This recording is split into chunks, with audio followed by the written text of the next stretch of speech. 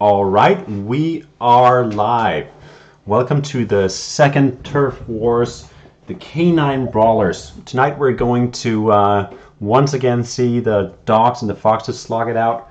And with me here tonight is the mind behind the meta that we will see here unfold tonight, Coulter Baker. Hello, welcome everybody. And also I would like to introduce the Horic Menace, the double champ, the Scourge of the Ladder, the leader of the Fox Gang, Just Add Bacon. Howdy. Well, Fox Fang, it is now. And of course, GoodDog, myself, the founder of the Dog Pound, and the proud leader of the group that will surely run away with a victory tonight. And Sure. I think we should probably just get right into the roster to see the great teams that we have set here tonight. We see them right here. So I think I will let Bacon introduce his team first.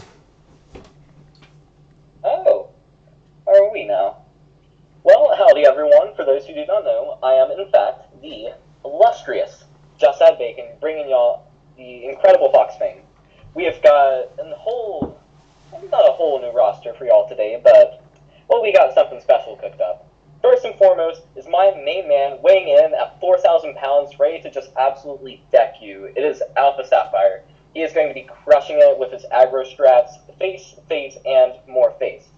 Next up, we got my main boy Moon coming in with some, we'll say some hot and interesting decks. They are definitely more of my specialty. As my other dark horse here, we've got Skrill, artist extraordinaire for the Fox Fang, and also a highly slept-on player. I am so excited to see my two, specialty picks here just absolutely come out of nowhere and dex you dogs, because you guys consistently underestimate the players of the Fox Fang. And moving on from people, our little charity pick, wonderful recommendation from Dog Pound, that'd be my boy Worse. He's also a streamer, and if he loses, I am going to entirely blame it on GoodDog, because nothing is ever our fault, of course. It's always his. And finally, we've also got my main British gangsta, Icicle. Him and his extended family have been terrorizing Texas for the past week or so hopefully he's coming with some of that terror for the dogs. All right. Yeah, so I'm going to go ahead and introduce the menacing team of the Dog Pound. Of course, introducing first, we have Swapgo. I don't think he needs much of an introduction, just remembering the first Turf Wars where he pretty much wiped the floor with every single fox that he could get his hands on. Let's hope that he will repeat that streak tonight. Secondly, we have Safungo. Again, his fame is already achieved. He is the Sky Champions champion. Let's see. I could, try to bring some mystery into what he's going to bring tonight, but since we're playing with the open deck list, you all know that the Sam deck that did win the Sky Champions will probably make another appearance here tonight. And then we have Gino Reno. He's another veteran of the Turf Wars, his second Turf Wars, and of course one of the very best dogs. Also played several of the Sky Champions tournaments. And then we have Psycho. Psycho is another great player. He is also the founder of the Sky Leagues. Very, very excited to see how that plays out. And then we have your grandpa. One of the new players to the Dog Pound, but of course not a new player to Turf Wars since he played for the Foxes last time, but of course he came to his senses and switched to the winning team. So let's see how this plays out tonight. I'm very, very excited for this. And I think now that we have the team set up, I think we're going to go and move on to the rules. The rules are similar to last time, but I think that we made a little bit of changes here and there. There are some things that we thought that could be improved on from the last time. So I'm going to run through these and then just make some comments on the way. So of course, we are 2 teams. We have 5 combatants on each team. And this is where the first change comes in. This time we have 2 decks per combatant. This doesn't mean that it's going to be a best of 3. This just means that the option to play a secondary deck is going to be a possibility twice. So each team can choose to play a secondary deck twice. And that means, all in all, to win the Turf Wars, you need to beat 7 decks. So when can you call this secondary deck? Well, if you lose a game, one combatant loses a game with his first deck, and he thinks, well, there's a good chance that my secondary deck is actually a great counter to this deck. He can go ahead and play that if the team allows it. If the team decides this is the best we can put up against this deck, then you can play the secondary deck, and you can choose to do that twice. You cannot kind of come back from the dead. So if you lose as a combatant and you choose not to play the secondary deck, then you're out, and then you can't come back in with the secondary deck at some other point. I hope that's clear enough. If any of that needs clarification from either of you, Coulter or Bacon, you just let me know. So the first combatant will be picked at random. It's going to be the same as the first time that we played the Turf Wars. We will have Coulter Baker flip a coin. So please get a coin out if you have something around. The head is dogs and tails is foxes. So that means it's actually bad to be the first, because obviously then you have to pick a player and we get, or the opponent team gets to counter pick. But let's see how that plays out. I already went through that one. Winner goes on, an opposing team chooses a combatant to counter. Yeah, so if you lose a game, then if you win the game, then the opponent team chooses another one they think can beat you. And then you can win as a combatant 3 games in a row at as a maximum, and then you're out. And then your team gets to choose another one to move on. And that only happened once before with swap. So it's definitely possible. And then you just repeat this till one team has no more combatants or no more decks. 7 decks to beat. And then we celebrate the winner of the Turf Wars 2. All right. So I think that is it for the rules. If anybody is having any questions regarding this, please go ahead and post it in the chat. There's a 2-minute delay today, so you can't actually be sniping while playing. But we will try to answer the questions as fast as we can. And moving on from that, I would like to I have a little special surprise here for tonight, because one of the contestants here tonight, Skrill, has been working on a little bit of art that he sent my way. So I thought this would be a good chance to show that out, show this on the stream. He actually made this drawing of the Turf Wars, and I think it's just awesome. All of these characters are actually characters from the teams, so I can just put that on like that. So we have Safungo here, we have Psygoat here, AlphaSapphireX, Bacon, all the foxes getting ready over here to try to take the castle. Obviously, we are defending the castle as we are defending champs. I really love it. I really love this art piece. It's so fun to see this being made, and there's I was actually wondering, because he got a lot of info on this, and I know that he actually put a lot of thought into the different characters, the types of dogs, and the kind of stuff that they're wearing. So if they have an affinity for knowledge or wisdom, or if they're more into strength. So it's not actually random what they are wearing or how they're looking, but I think Skrill would probably have to explain that more in depth. But one thing that I did notice as well is that on the banners on the castle, you actually see the Dog Pound logo, And we never actually made like an official thing about the dog pound logo. Let's just get that up here. Yeah. But I don't know because I see there's some kind of logo on the foxes as well. I don't know if that's. Do you have a logo? Yeah. Yeah. Yeah. I've just never seen it. Well, maybe if you came to our server sometime, you would. Yeah. I guess I'm gonna have to. Just for that. Anyway, thanks a lot, Skrill, for this really cool artwork.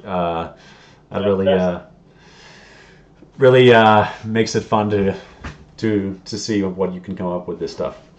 Anyway, so moving on from that, I am going to put up the roster once again, and we are going to invite the first game to start. I think we're going to pass the torch over to Coulter to flip a coin and let me know who's going to be the first pick.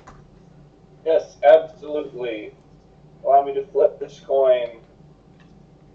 It is tails. It is tails. That means foxes go first. I think that was like the same last time, actually. Heads we win, tails we lose. Yeah, well, this time you kind of lose. Just so what do you want to pick for the first player? For first off, I have been thinking long and hard about this. Okay, so we're basically just going to steamroll you guys from game one. This is exactly what's going to happen. Mm-hmm. And we're going to do this in ways that you have yet to be able to predict or foresee. Mm-hmm. Therefore, hypothetically, except not hypothetically, we are opening with Moon. Okay. All right. Cool. So we're going to need a comment from Safungo, who is the captain of the team, to see who was going to counter Moon. Oh, you just have a captain? You don't decide democratically? Yes, we decide democratically, but in case there's dispute or that there's actually differences of opinion, then Safungo is the one that makes the calls.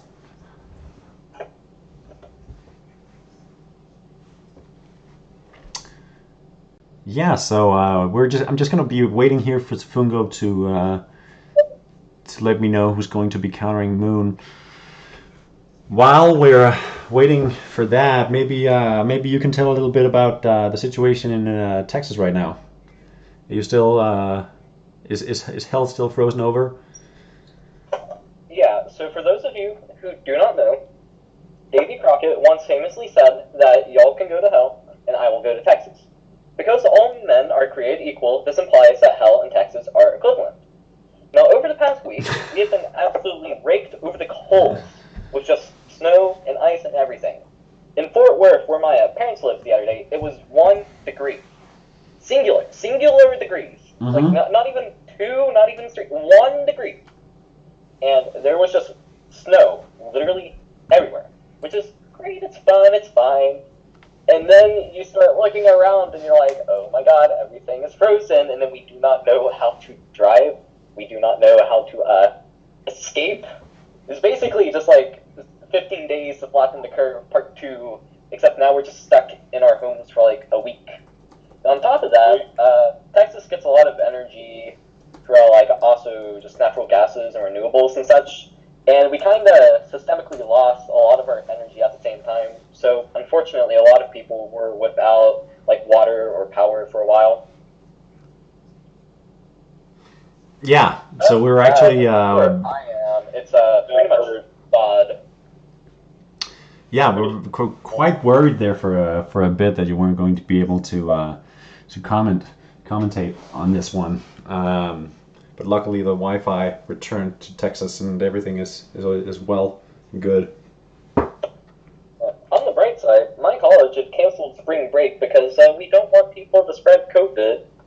So we basically just got our spring break back with just being snowed in, and then all the classes got canceled mostly. All right.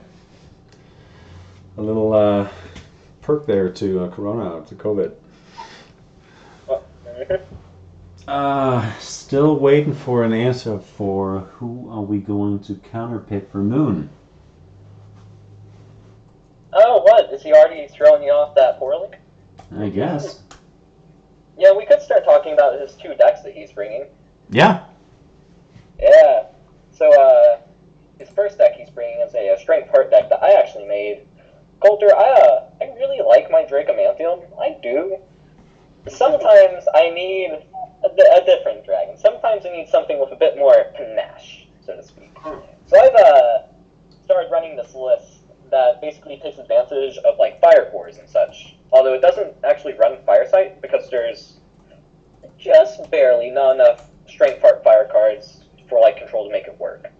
But other than that, it really revolves around doing things very fast with just a crap ton of tempo. You get On the Hunt into Pyrecrafter, which is tempo, and Brimstone is tempo and dusting. Flame Phoenix is like a late game option that you can do with Phoenix Plume to get 5 fireballs. That is 45 damage just on its own. It's so stupid. So crazy. And then you've got Tiamat on the top end. On top of this, we've got Earwig in here who just provides amazing searchability to the deck, provided that you have deck built around it properly. And I believe I have. There are a few things that can come up. For example, like, this list is running a kinda greedy top end, as are all of my top ends. We've got Cosraft, Tiamat, Royal, Titanic, and Undragon, which can potentially slow down the early game some. But all it really takes is like hitting an On the Hunt and a Pyrecrafter, or a Crypto, or an Earwig, and you can usually fix those issues. In terms of healing, I remember in the last tournament, I actually mentioned this. Pork doesn't really have fast healing. Oh boy, was that a wrong statement. Light Ranger into Beloved is just free healing. It is so free and stupid. And what's better is that even if like Beloved got nerfed on its cost, it wouldn't reduce the healing, it would increase the healing because of Light Ranger's effect. On top of that, it then can raise arms, or in an aggro matchup, you can just fish Cosrath out of your deck. And then the rest of the list is kind of just standard horror, death effect stuff with an Undragon and a Titanic, just to, okay, why play an 11/11 with guard? Can you kill it? No, okay, I win. Yeah, Light Ranger is an incredibly powerful healing card if you build for it right. It's actually better than Jakunsu. If you just put Wrath in your deck as like your only light spell, Ranger will just pick that up. And running yeah, but then you're playing Wrath, and you really gotta hope that you can play Wrath. All right, so we have the counter, and it's going to be Swapko. So right off the bat, early? Bringing out the big guns. All right, let's see if we're going to be adding Moon to the chat. We're just gonna have to find. Usually, Swapko doesn't have the best connection, so maybe we were better off getting. Moon is at like 1 a.m. right now. I can. All right. So he's also on the other side of the planet. Okay. Foxfang International. Let's put our faith in Swap then. Foxfang, I'm actually really happy. We've got people from like all over the planet. It's so cool. And then we have Icicle, who's British. For now. You know, I will harass the Brits on stream only so much as I also say that I listen to like a million British artists, and I appreciate them. It's just that like Article, or it's Amendment 3 to the Bill of Rights, it's like specifically just a middle finger to the British. So I have like a constitutional obligation as a Texan just to harass them. I don't make the rules. I just follow them. He just left the call. Wapko just joined and he just booted him. He's literally going to join Foxfang now. Without offense. What the? Oh, he's back. All right, that doesn't bode well for the connection. All right, so Swap, if you can go ahead and share your screen.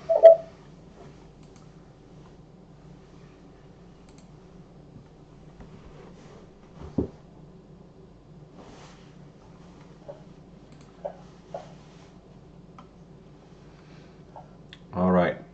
So I think we are ready to go.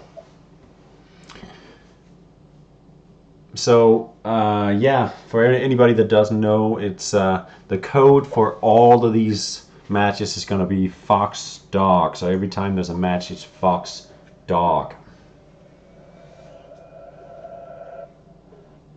Right, let's see. Okay. So I like his running his banner combo. yeah, this is going to be familiar. this is going to like be it, the Irish banner combo.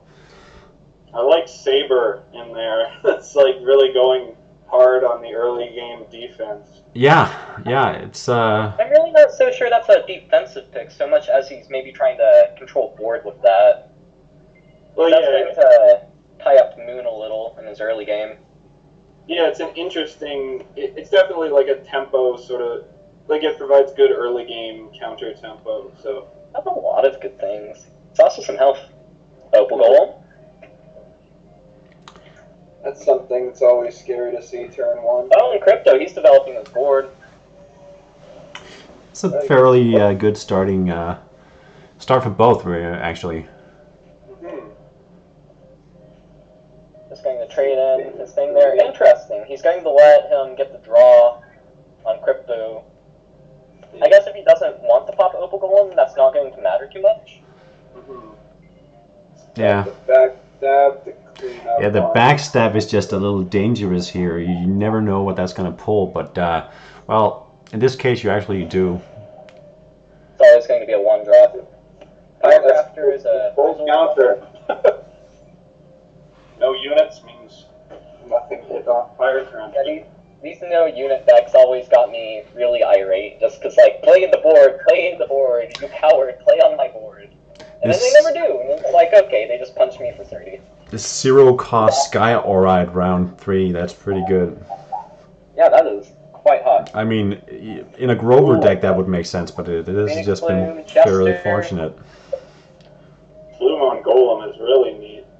Very impressive. Makes me wonder what else he's holding in hand, if he's maybe cost reducing, Orchid's like something more. I wonder if he's going to take the chance with a Guru here.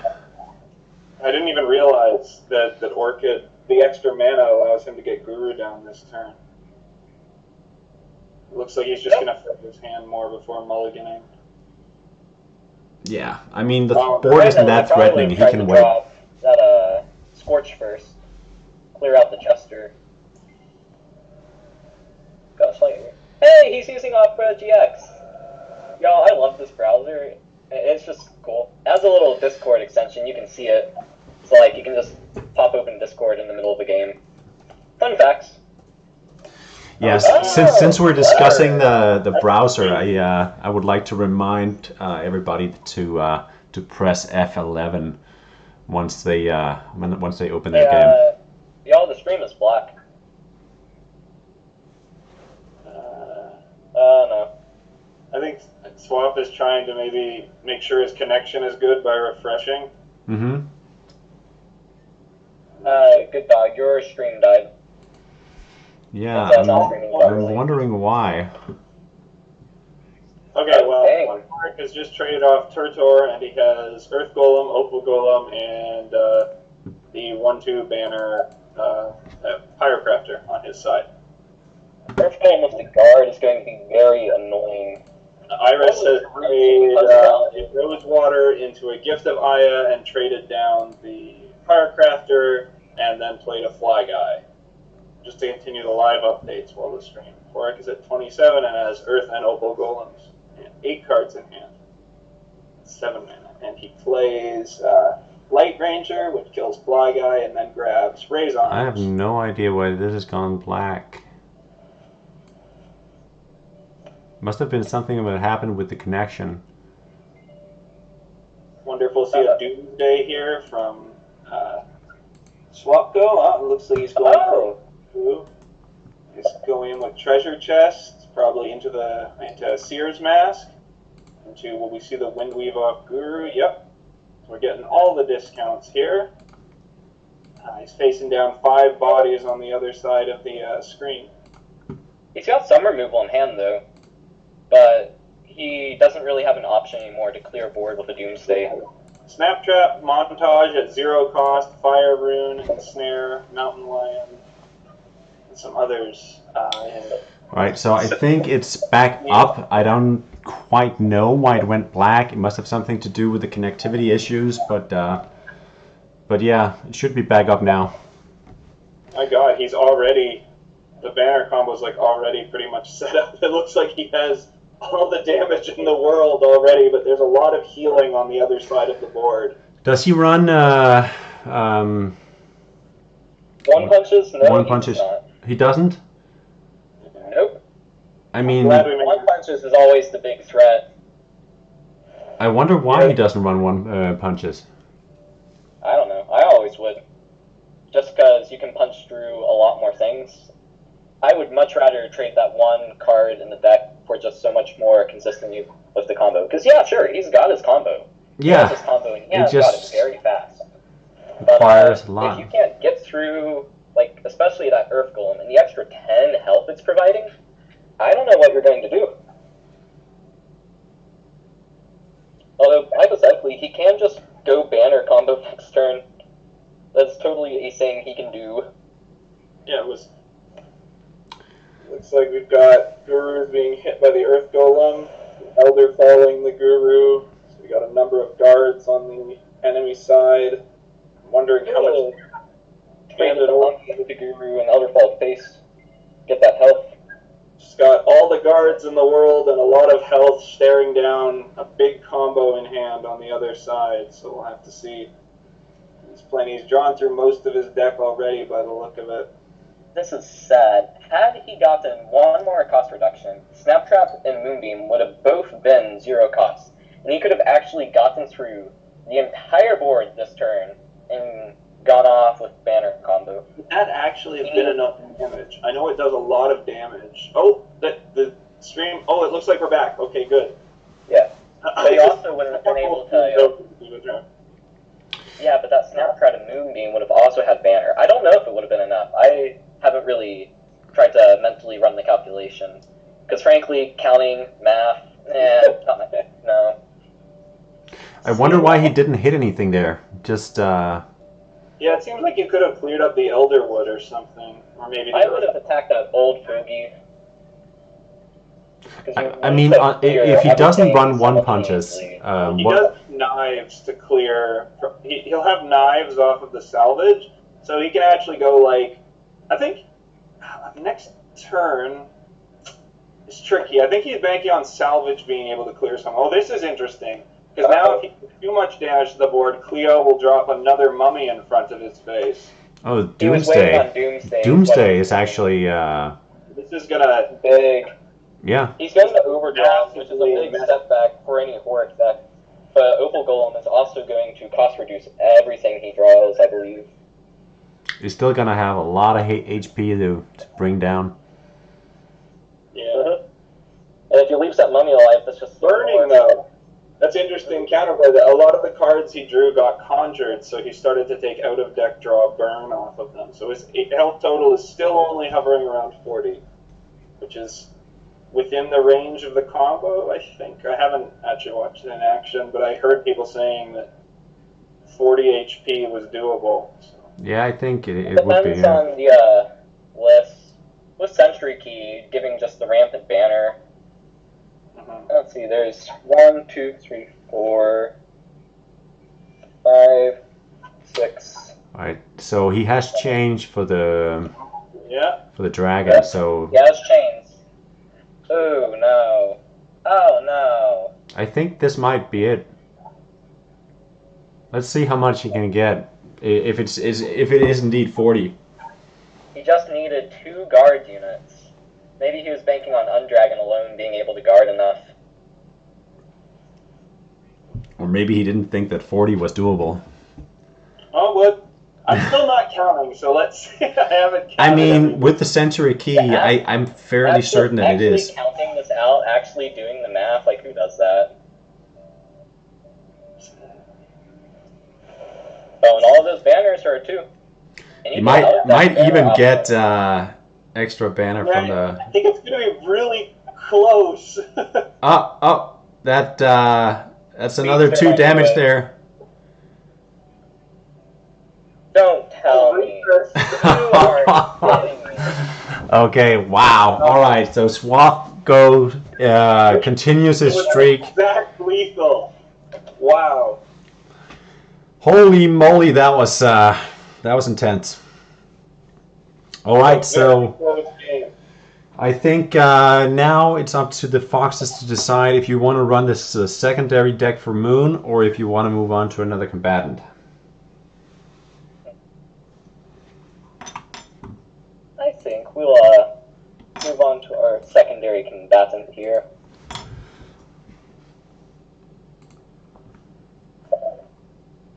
You will move on. Yep. Very good effort by both players. It was too close for me to really call the whole way through. I wasn't sure if they were going to be able to get there in the end because Moon did such an excellent job defending themselves. They really just needed like 2 units with guard, and that was it. Well, Salvage is able to push around a lot of damage. Like, with Salvage, you can push extra damage into a potential guard, so it would have needed to be a fairly chunky guard, or Salvage might have been able to just clear it. Oh, I'm looking at the deck list now.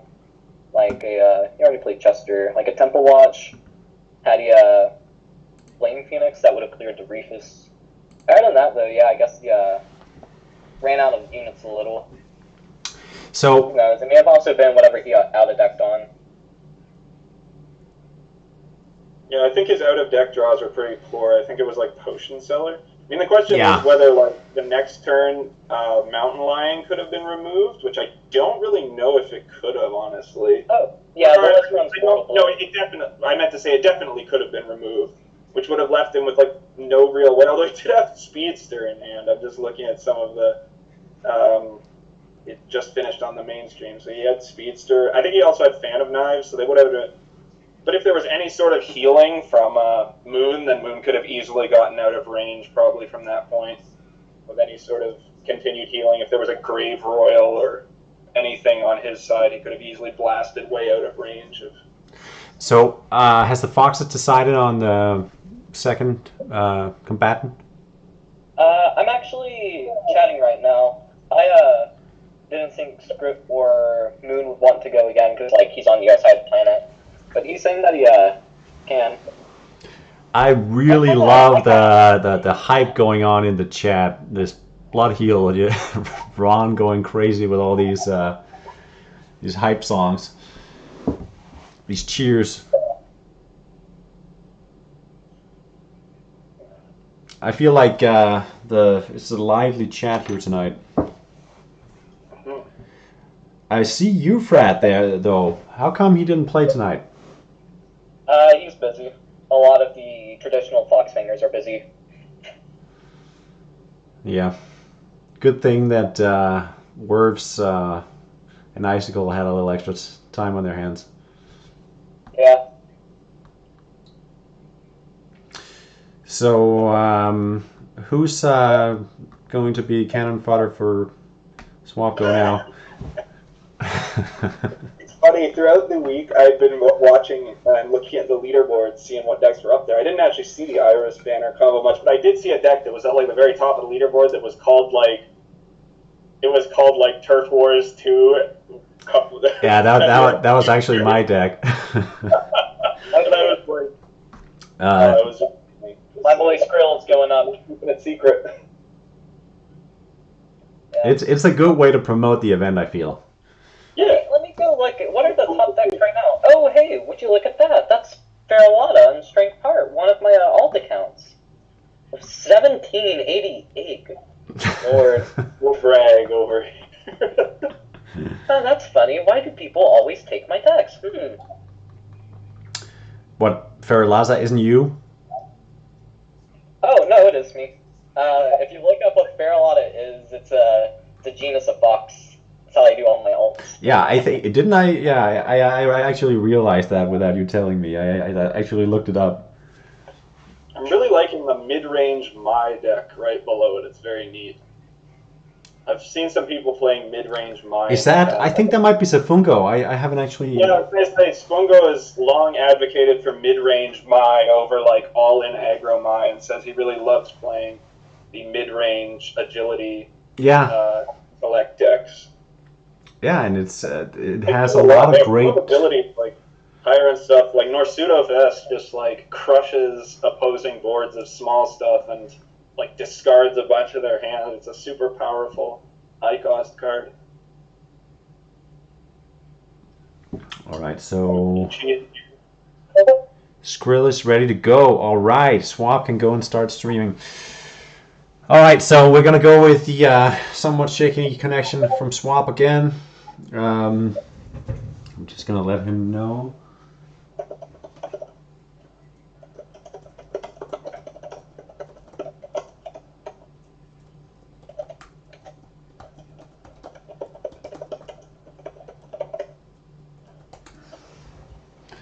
Some serious keyboarding going on there. You know, there is one list here that I do have my eyes on the dog team, and I am very anxious to see what happens with it. There's a certain Mira list. And Joe's video I had to make a while back ago. I kind of complained because I'm like, I want to put Mira higher, but literally nobody plays Mira, so I can't really say anything good about Mira. And Grandpa has brought a really, really cool list. It does all of my favorite, like, janky metal water hero armor things. It's like, I'm just not going to out-of-deck any cards this game, so I'm going to kill you with out-of-deck burn damage. It's hilarious. Yeah, I played it actually the other day. It's very, very good. But I stopped playing Mira after Teleport was nerfed. I feel like that. Like Teleport. There was yeah, but it's still good, but it's just different good. Teleport I think is still like in the top 5 most played intellect cards. Just being able to tutor out a 2-drop is very powerful. Mm-hmm. Dude, I have a CD Flood Royal deck, which is like Floodwater and Grave Royal. And one of the things that makes that deck work is the fact that I can use Teleport to pull out like a million 2-drops from my deck with Call to Mind, and I can just dual boot into like Shellys and Krakuses really consistently. Because with Teleport and Call to Mind, I only have to play like 10 units. So the odds that I'm just ripping Shelly turn 4 are just exponentially higher and more degenerate than ever before. Alright, so I think we're ready to go. I'm going to switch over to... I like Swap the name Lionheart for the deck. Yeah. Makes sense. Mountain Lion's a cool character. I've been thinking about what the lore behind Mountain Lion is. Seems like the type who would like actually have like a whole like gang kinda. And I mean like the general terminology of a gang, like he'll need to have like his other like lower ranked people like the Zapatas, the Slashes and all of them. And they'd kind of work together, but he'd be like the head honcho. Seems like the type who's like gonna beat you up if you don't comply. Well, they are light units, so they tend to be, I think, more positively oriented. Maybe they're no, lawful. Only lawful. There is no good. Only lawful. Alright, so we're just waiting for Skrill to join the Fox Dog game. There are definitely light units that are sort of more sinister or kind of a spookier kind of side to them. Yeah. Tom Met looks kind of angry. Alright, we have a looks match. like he's just tired of everybody, and he's like, just go away. I don't like you. Just go away. Yeah. There. Phoenix is probably like pretty hog. Yeah. I don't know how I feel as long as we're on like the wisdom like staple cards. You guys ever like notice the art for Dream Dragon is just like the most messed up thing? Like half its legs are backwards. It's creepy. I don't like it. It's made of so it can shape-shift and change its... Then shape-shift into something that wasn't painted by MC Escher. Yeah. I mean, the dream field and dream creatures in general are very ethereal and their forms are fairly liquid and can change freely. Okay, then pick a form that's like aesthetically pleasing. Okay, here now. Swap goes getting his ramping very early. It's always better if you can just ramp turn 1. Like always, just do that. The board loss for the tempo that you'll gain on future turns is always greatest in the early game. Mm-hmm. And then after that, he's just got removal, removal, and more removal. These are some classic whiz strategies. Oh boy! Ooh, that's an aggressive opening. That's a way to make it safe, for sure. I don't think that works. I don't think that works. Here's why. Wait, what? What? Okay. Okay. Let's see. Oh, whoop. That's pretty good. You know, LOL. Okay. What are more players that just not even completely clearing board. He just disrespect everything? More players have just decided to disrespect their opponent completely. It's like I don't even care about your units. Okay, that was interesting. So I'm looking at the deck list here. It looks like one of the classic alpha type Uniphobia decks he's running. What do you think was it? Okay, it's like I am always bored, and more bored. What even was that?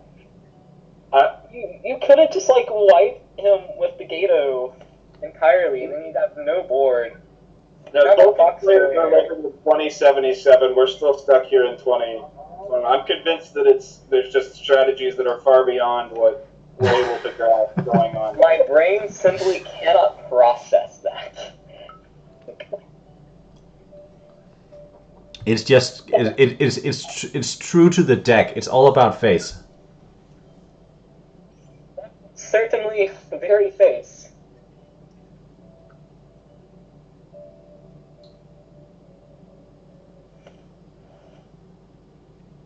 Ghost Duster fetches Seek.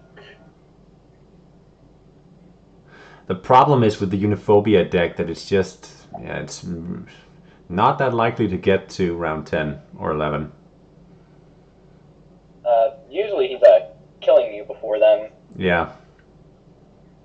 But with the Seek, I guess he could possibly get it a little earlier. Well, it takes a lot of stuff for that to happen. The Seek is on that unit. He's just burning it. Yeah. Yeah, this tragic poet's gonna live up to his name here. This game may be more decided by Swapgo just punching down his face than any actual combo. The Swapgo is plus in hand, he's plus on board, he's plus in deck. This is Yeah. That was something. Oh, Yeah. Snowball coming in with the perfect Triple chain. That was a pretty nice Cobalt play there. Teleport into Lao Sensei and the Supersonic into Huntaro used to like just break everything with this deck. But he is kind of just burning cards now. The most degenerate combo, just I'm going to vomit my deck, and even if you kill these units before I play the attachment, I get so much value in tempo, it does not matter.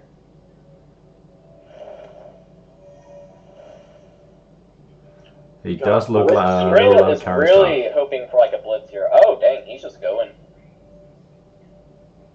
So as a Foxfinger, I'd really like to see Doomsday here. just hit my man up with that free reload. Nico. That's pretty funny, actually, Nico. Yeah. Coming off a super sonic. It can immediately attack in with its 0 attack. Get in there. These are the fifth dimensional strategies you were talking about. We do not yet understand. Nico's a pretty darn good pull there for another reason, though, which is that it absorbed Fly Guy's Hex completely and serves as another wall that stands in the way of... Yeah, it's a you know what dark card Skrill's pulling with that deck? It's either like a Grave Omen or a Dr. Vile. If he gets Dr. Vile off and that thing is not dusted, that's just good. Oh, or apparently Right Knight. Forgot about that. Oh, there's Dr. Vile. Right Knight was an out of deck off of a dive bomb from Hydro. I was thinking of somebody else's deck. We're in a slightly... I think we could be seeing the combo pretty quick. I don't think it can be pulled off this turn, but No. Next turn. Next turn, yeah. Most likely next turn. Flopko is also being really smart about this here. He's making sure that he's keeping his hand at 9 to really maximize his draw efficiency. Oh, you know, It's a problem with the Dr. Vile, though. Is going to overdraw him. Totally muck this by shuffling back certain cards. Although, if that happens, I wonder if Swapko can... Swapko actually needs to drop a card now because Dr. Vile will get the mountain lion out of his hand. Yeah. Yeah, I would have played that too. Oh, well, He'll drop it. He'll still drop the mountain lion out of his hand because he'll overdraw for turn. But he can probably get it back with treasure chests, so I'm sure he's considering all these different factors right now. Yeah. Make sure the combo pieces with Sky Key. I don't understand why he wouldn't play Ill Will, though. Oh, no. Here's a big misplay opportunity. If Skrill kills the Dr. Vile before he removes Guru, all those vials are going to be zero-cost banner pieces with Key. Are they going to be zero cost? They're going to be placed into... Pretty sure. They're drawn, are they not? He's just going to avoid... Yeah, this is going to guarantee the... Add it to hand. Why not play the key now? Key would conjure. Yeah, he would, yeah. I mean, I guess it wouldn't hurt, but it wouldn't help, I think. Unless you... Yeah, unless he played... Yeah, he doesn't really have any other options anyway. But why not play the Ill Will, though? I don't know. Ill Will doesn't have banner anymore, does it? I don't think so. It's just because, I mean, I think the question is why not play the Ill Will, considering that Ill Will is just going to, like, gunk up Skrill's hand and make it even harder for Skrill to do anything. Yeah, I mean, Not really a reason not if he's planning to finish the game the next round, which it looks like he is. I'm gonna check our viewers in our lovely chat.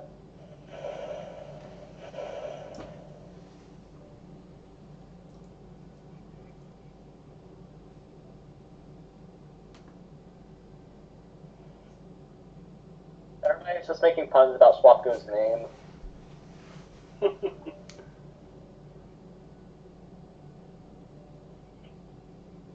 That is your chat update, courtesy of Just That Bait.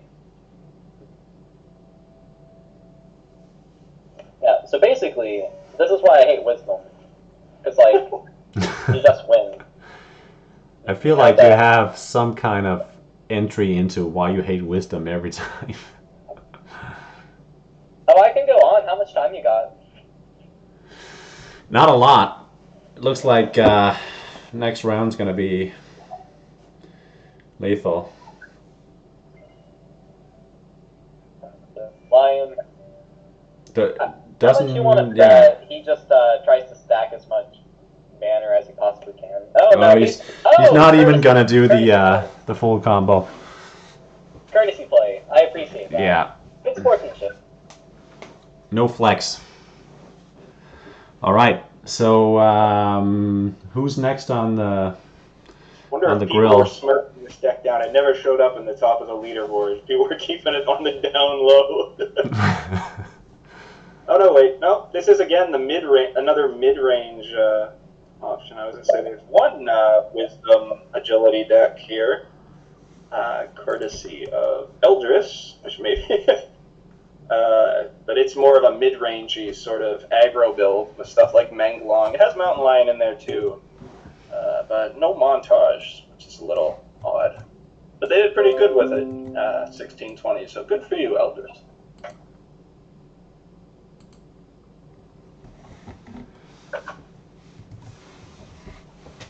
All right, there we go. Skrill is out, so now you have to consider if you want to do the secondary deck for Skrill or you want to move on to the next combatant.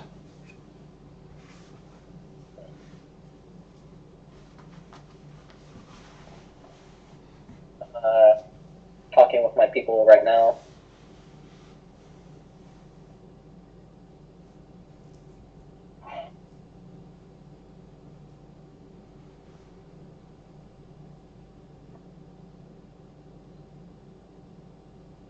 I'm really getting a deja vu here.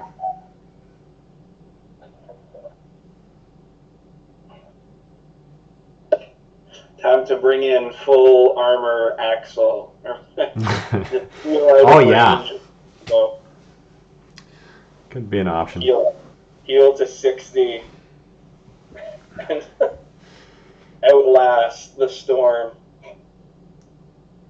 Wow, these cheers. Bacon sizzles, bacon crushes, 2 bad foxes are our lunges. Yeah, I don't know if he's coming up with them on the fly or he just made like a million for this.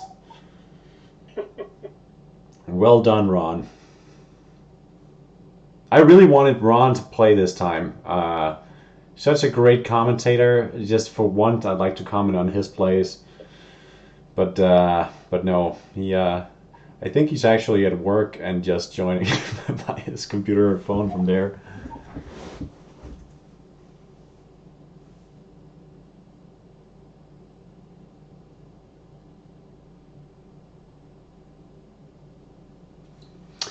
All right, so are we getting any new cannon fodder?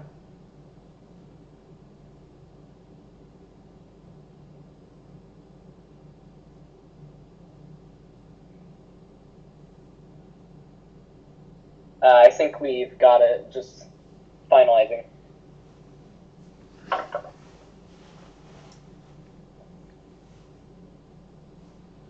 Yeah, unfortunately, my Also, those were my 2 Horic proteges. They both brought Horic decks. Okay. Unfortunately, though, I did not entrust the Dracomantium to them. Yeah, that could have been good. I like how Ron is typing up that we add another go to swap go for each win. So swap go go go go go go would be appropriate for now. Safunko only has the 1.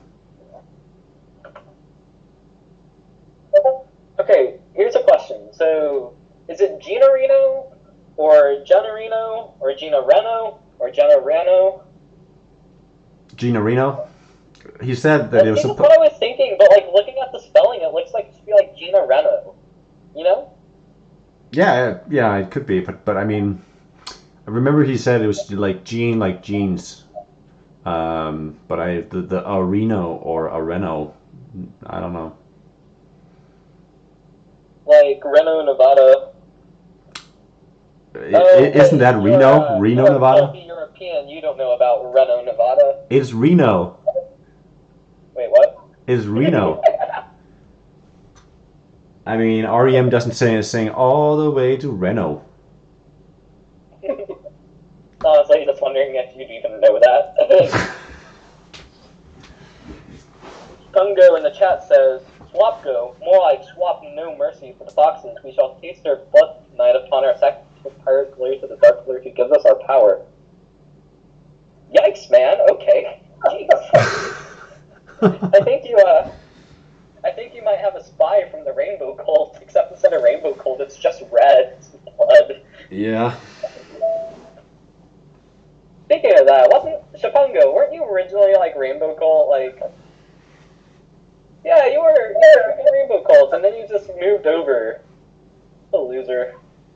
Oh, it looks like Swapgo decided to slip out here. Hey, wait, you can swap in between games? I thought we had said that was a no-go. I thought you could swap decks. I thought that was the point of bringing 2.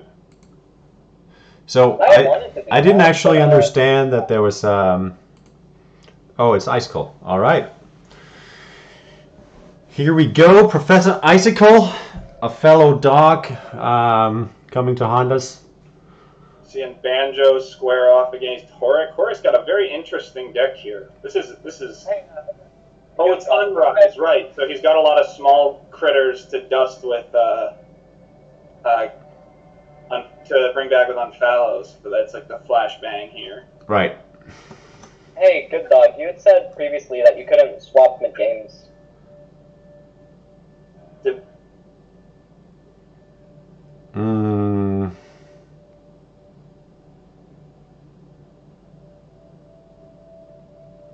That is actually true. Oh, it went black. Is it back or no? That is actually true. So I don't know if we're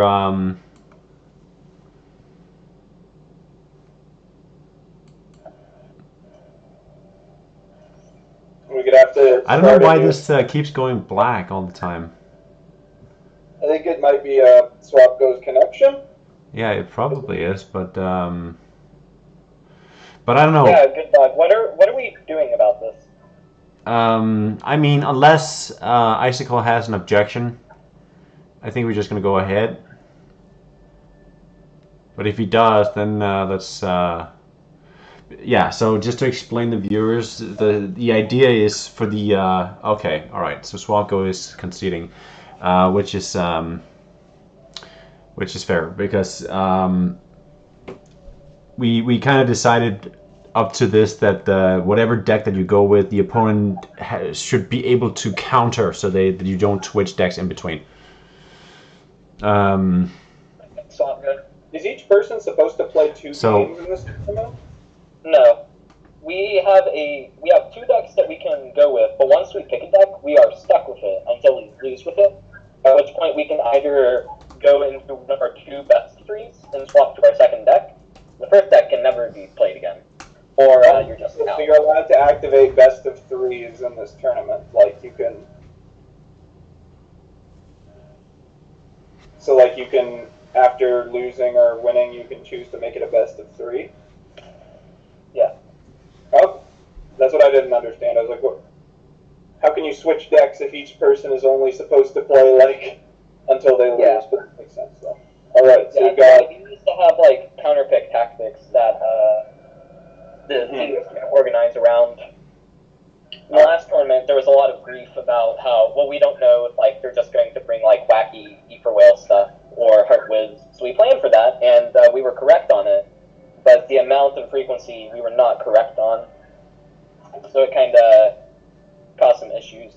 We're trying to do open deck list, but also with two, so that way you don't give away everything before the game starts. But once it does, it'd be more like a tournament setting.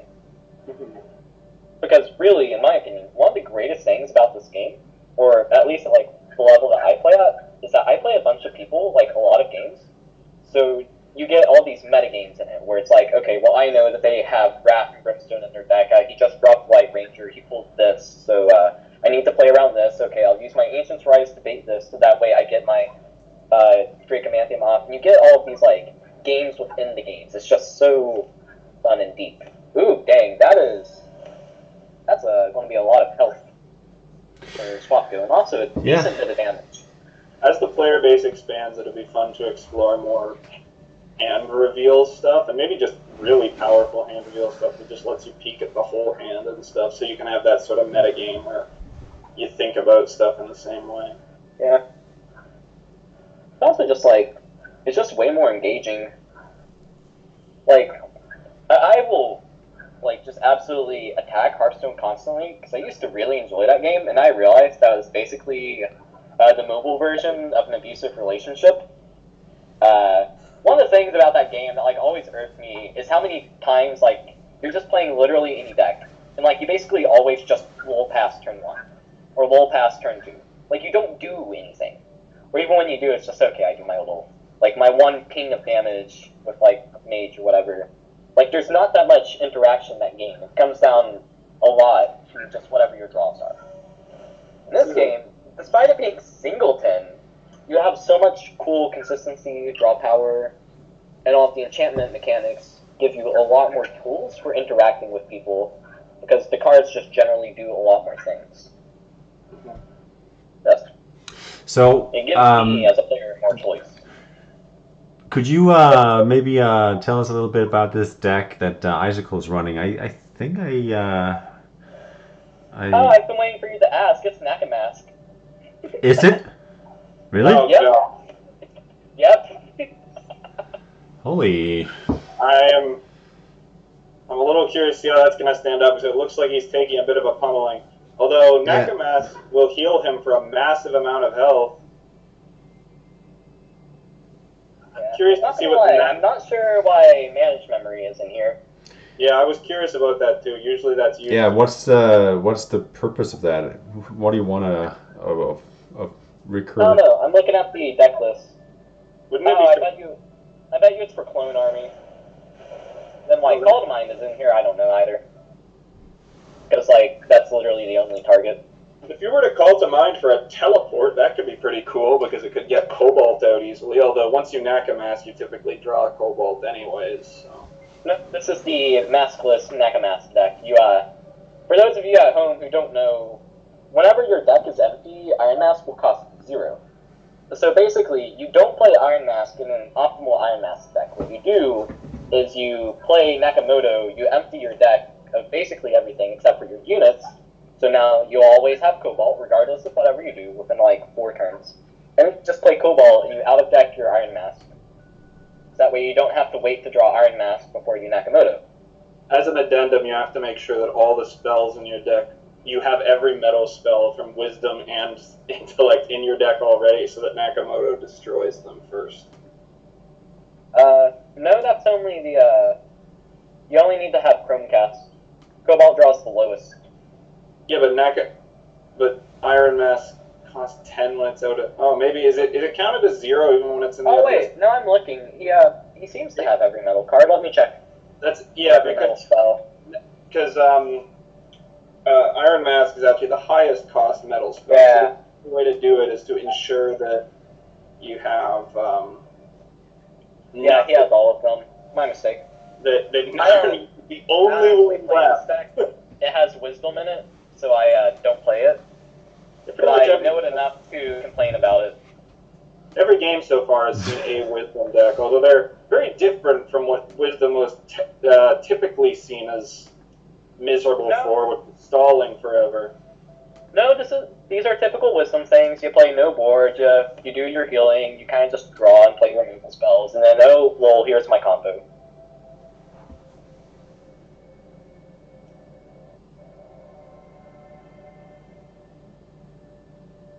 This is really unfortunate, though. Nakamask usually is ripping Mask anywhere from turns 3 to 5. And this is, well, apparently not happening. This deck is actually very similar to the one that I ran, the one that you saw at on the deck list, the Turf Wars on the 21st February deck. But that's a Grover deck, which is it looks like it has the same intention as this.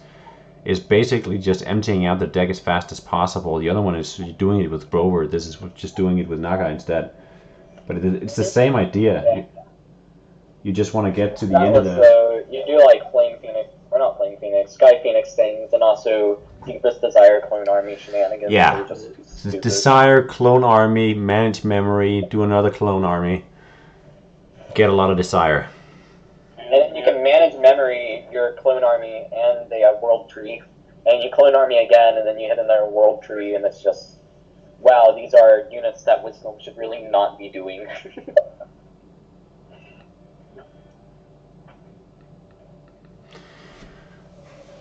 Yeah, I am wondering, though. You notice he played Gift of Aya, and he out-of-decked a card.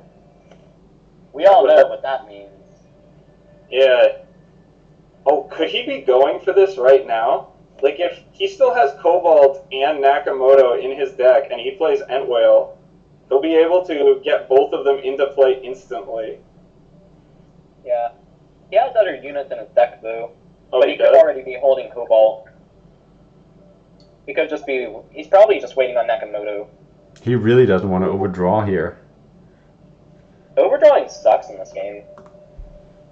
Like, it's bad in other games, but at least in this scenario, it'd be something like, okay, well, I lose my Reapist.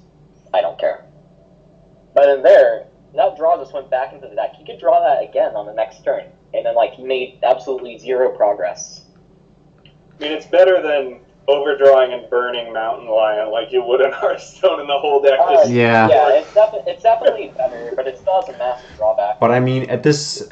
He's probably looking at that poet thinking those 2 damage is not going to make any difference anyway once I get the combo, so he might as well just get rid of the Yeah, you roots. want poet to die. And he has. Right. The snap trap. Effect cards are just inherently more balanced than, like, most other things. Gear grind. They'll pulverize and refresh the hand. Throw me the Naka.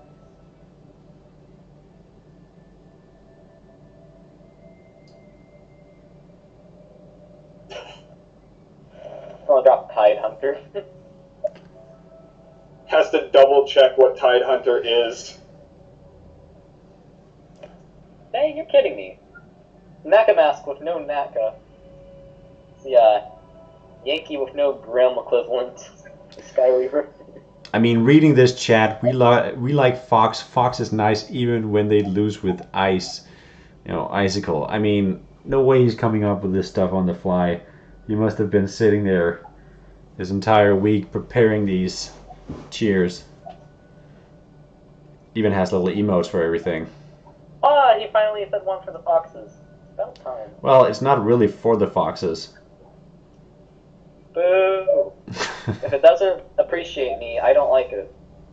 Swappo's hand is a tiny bit clunky right now.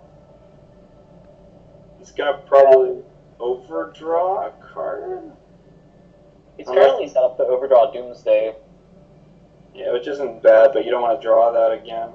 He's like a tiny bit stuck on stuff right now.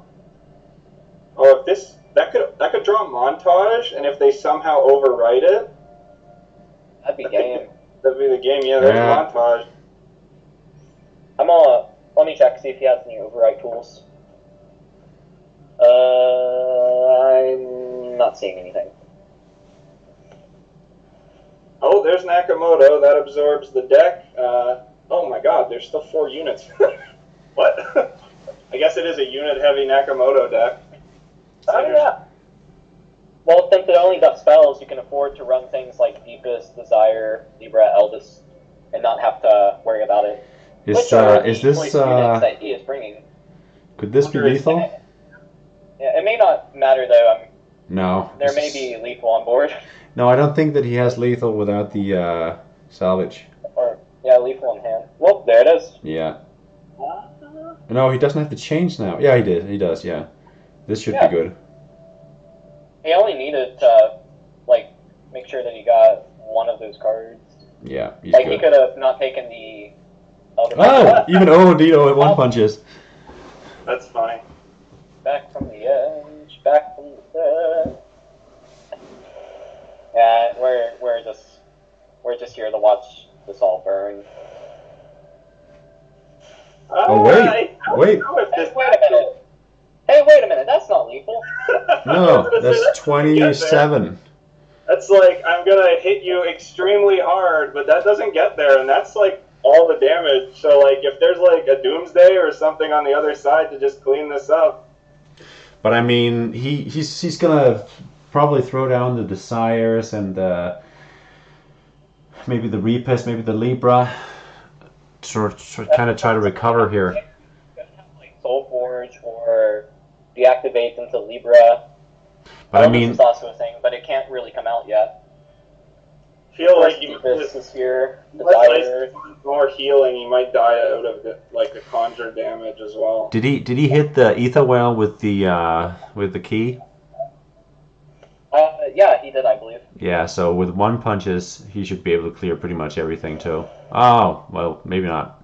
And there's also the risk of just Doomsday doing that last little bit of chip. Yeah.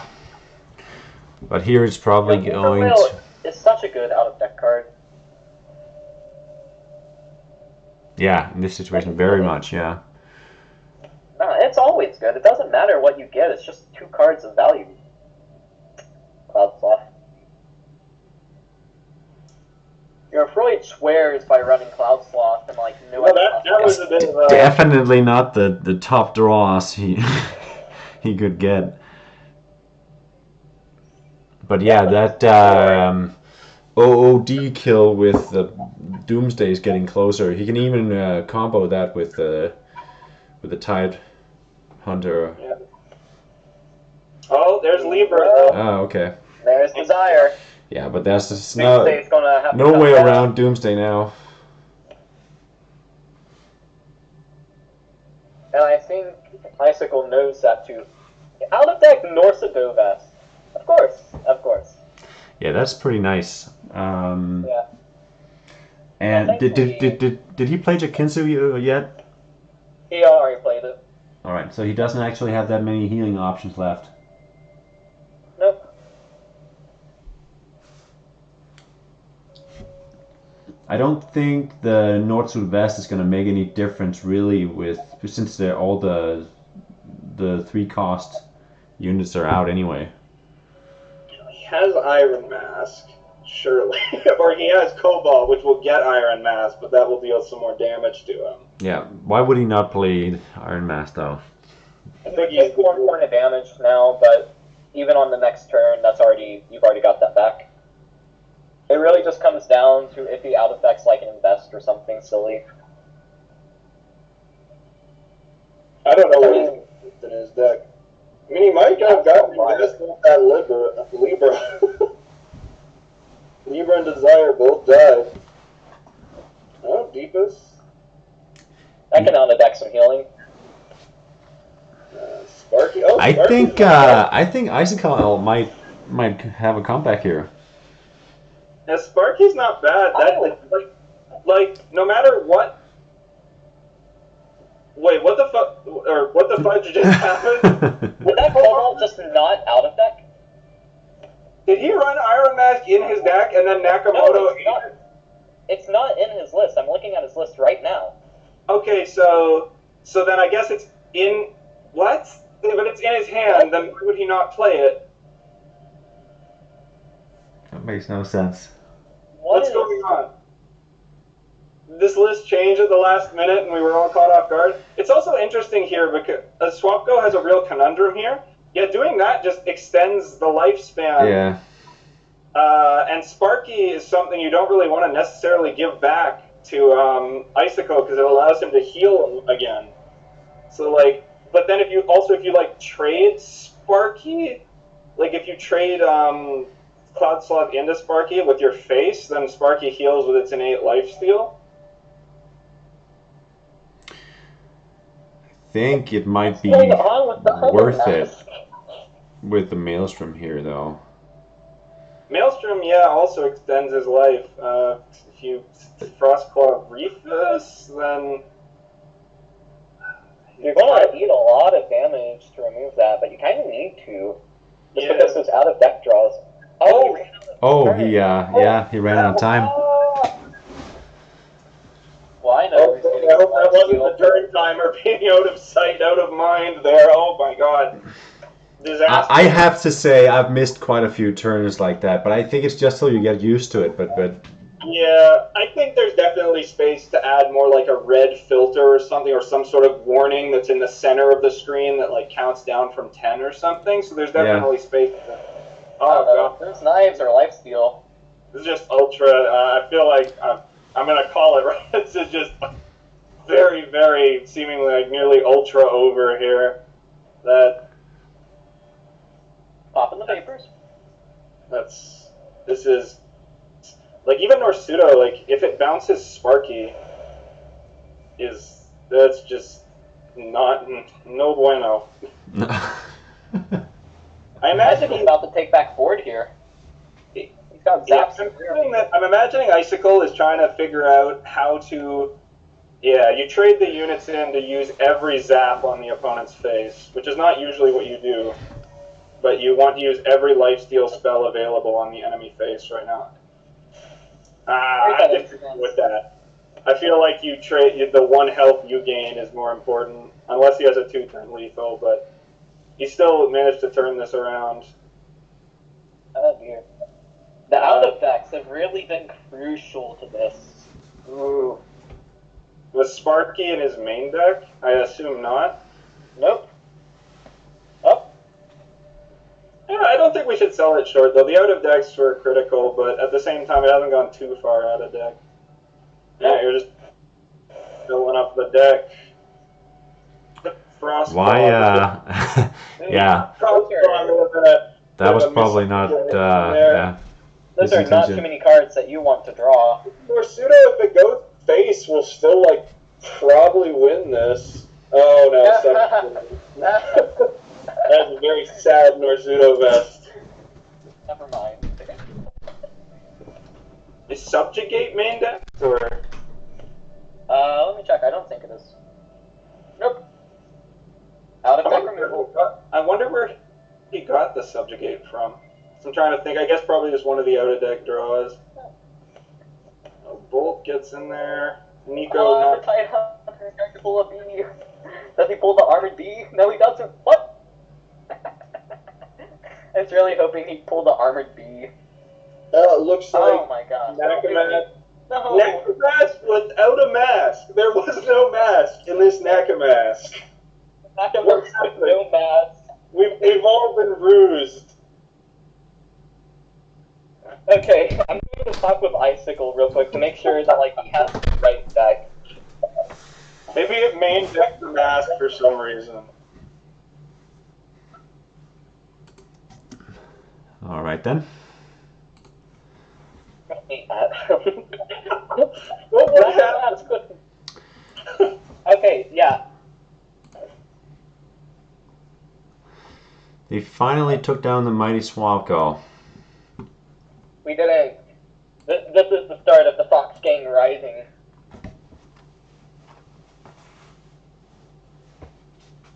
Oh, yeah, Icicle just messaged me. He happened to draw it. And then what? I guess, did it get overdrawn and then it was in the deck when Nakamoto was played? Maybe. So then Nakamoto ate it. That must have been it, right? He conjured it or something, like off a Sky key or Sentry key. And then it got like pushed back by Doomsday or something, or like an overdraw. And then Nakamoto ate it. Yeah, it went into the hydrate. It went into the deck and got dusted by Nakamoto. Well, good on him for seeing the lines that it was more important to play Nakamoto than wait in hopes of getting the mask. Yeah, 'cause like I need Nakamoto right now to not die. Oh my gosh. The chat seems to be very entertained by this.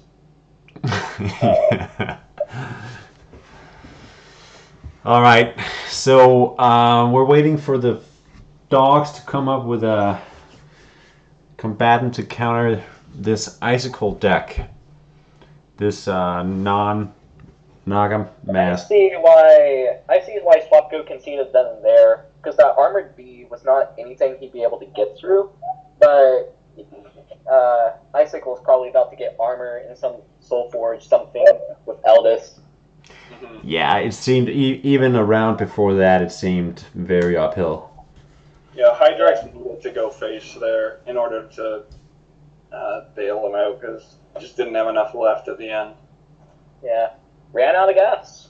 Man. I wonder if Hydrexing earlier, even though it put Sparky back in hand, might have been a consideration to like clear the board and demand an answer. Although he still would have had Subjugate probably, so it probably would have ended up about the same. Well, Sparky coming back down with the clapback probably would have opened up Icicle for a different removal option. All right, so we have an opponent. Grandpa is going to play against using like Ice Claw and using Sloth to trade down Sparky first or something so that you wouldn't bounce it. One of the O's out. Nakamask with no mask. That's a get wrecked with a tier D- deck. I think that's where I put it. Oh, is that in the official deck tier list? Oh wait, no. D- was where I put Mono Heart. No, I think I put. I'd have to go back and look. I don't think that deck was Nakamask around at that time. Oh no, it definitely was. My grief with Nakamask is that I don't think it's exceptionally good. It's just that some games you just randomly hit Nakamoto turn 2, and then you like hit Cobalt turn 4, and if you're playing aggro against that, you kind of just lose. But the deck that was around at that time with Nagamask, wasn't that solo mono end? I think it was. I think maybe I put it in like B tier. I don't know. I really don't think it is that good. I just think that, like, personally, I don't enjoy playing it. I want a deck that is going to win every game. That's why Horic is fair and balanced, guys, because I just want to win every game. That's the only reason Horic is good. But other than that, it's really just a matter of the deck is volatile. As we saw there, like, he did not hit his draws at all. I wonder how he out-of-decked the mask, if it was just sheer luck, or did he play some card that drew a metal spell or something? No, but he had them all in his deck. Not gonna lie, I'm looking through his list, he probably hit it with Century Key. Yeah, that's what I think. The random conjure. The 1 in 100 chance to get the Iron Mask off Century Key. How many spells are there in, like, Wiz Int? 82. There are 81. It's like a 1 in, considering most of his deck of spells, it's like a 1 in 50 something to hit the Mask of Century Key. So he hit like the 2%er to draw the Century Key from that deck. Because there are 41 spells in each prism. 41 spells and 59 units. Oh, I was wondering how you knew that just off the top of your head. Yeah, there are 20 spells in this deck. So we hit a 1 in 62 chance of just little Iron Mask.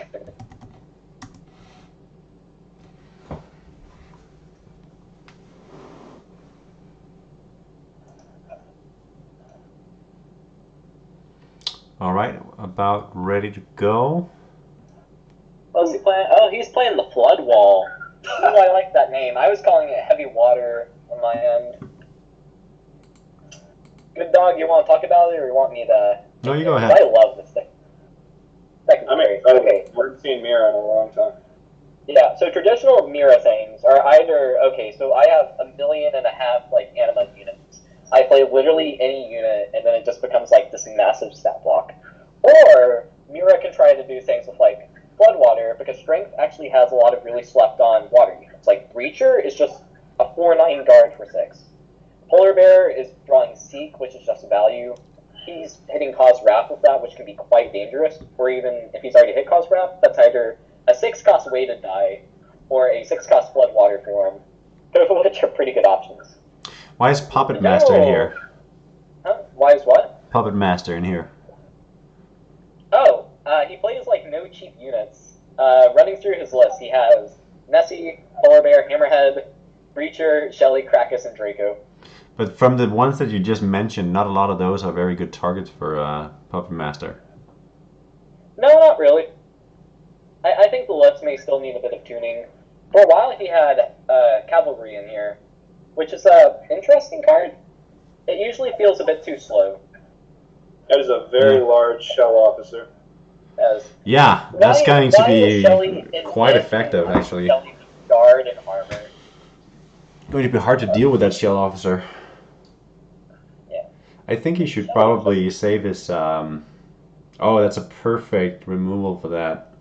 That's a perfect answer. And he's got the Sunder for armor too. I'm wondering if the preview is lying to him. Yeah. As an aside, the preview literally cannot lie. It runs like a simulation. Yeah. So if it will do something, you never have to worry about it being wrong. It like simulates the results. So but he's really looking at a perfect curve here. Like they had the perfect answer for Nagamoto, and then now it's going to be Shell Officer, which is going to be very hard to deal with, and then straight into Puppet Master or whatever he wants to do. dominate board enough to be able to overcome this ridiculous amount of health your grandpa is going to have between Iron Mask and just the giant health block that he has.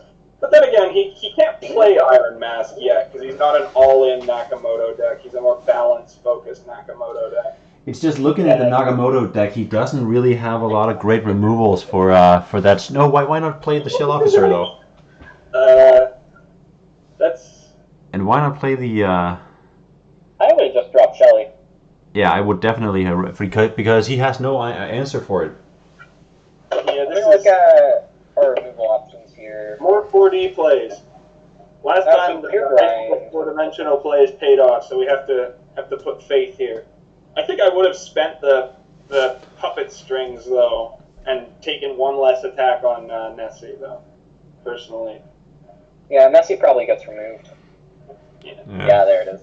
But then yeah, maybe your grandpa's thinking that every bit of damage he can push versus Icicle before the mask comes down is worth a lot. Yeah, of course he doesn't necessarily have the strings this turn. Yeah. Yeah, he could just also got Thunder. Puppet strings. He has Sunder, so Iron Mask isn't worth what it'll keep Banner, but Iron Mask will just get countered instantly by Sunder. Oh yeah. When it comes down to Sunder. Has Eldest.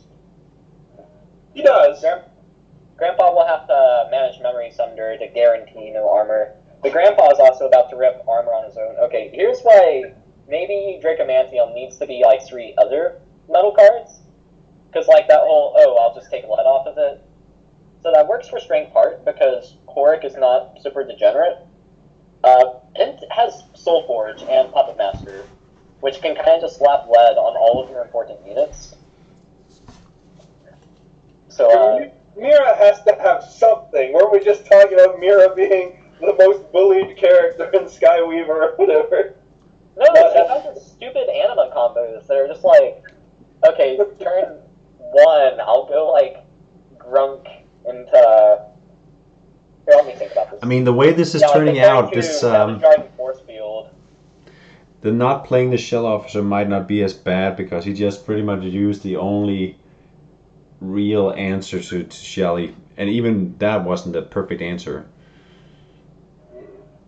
Yeah, he still has Gear Grind, if it was in his hand.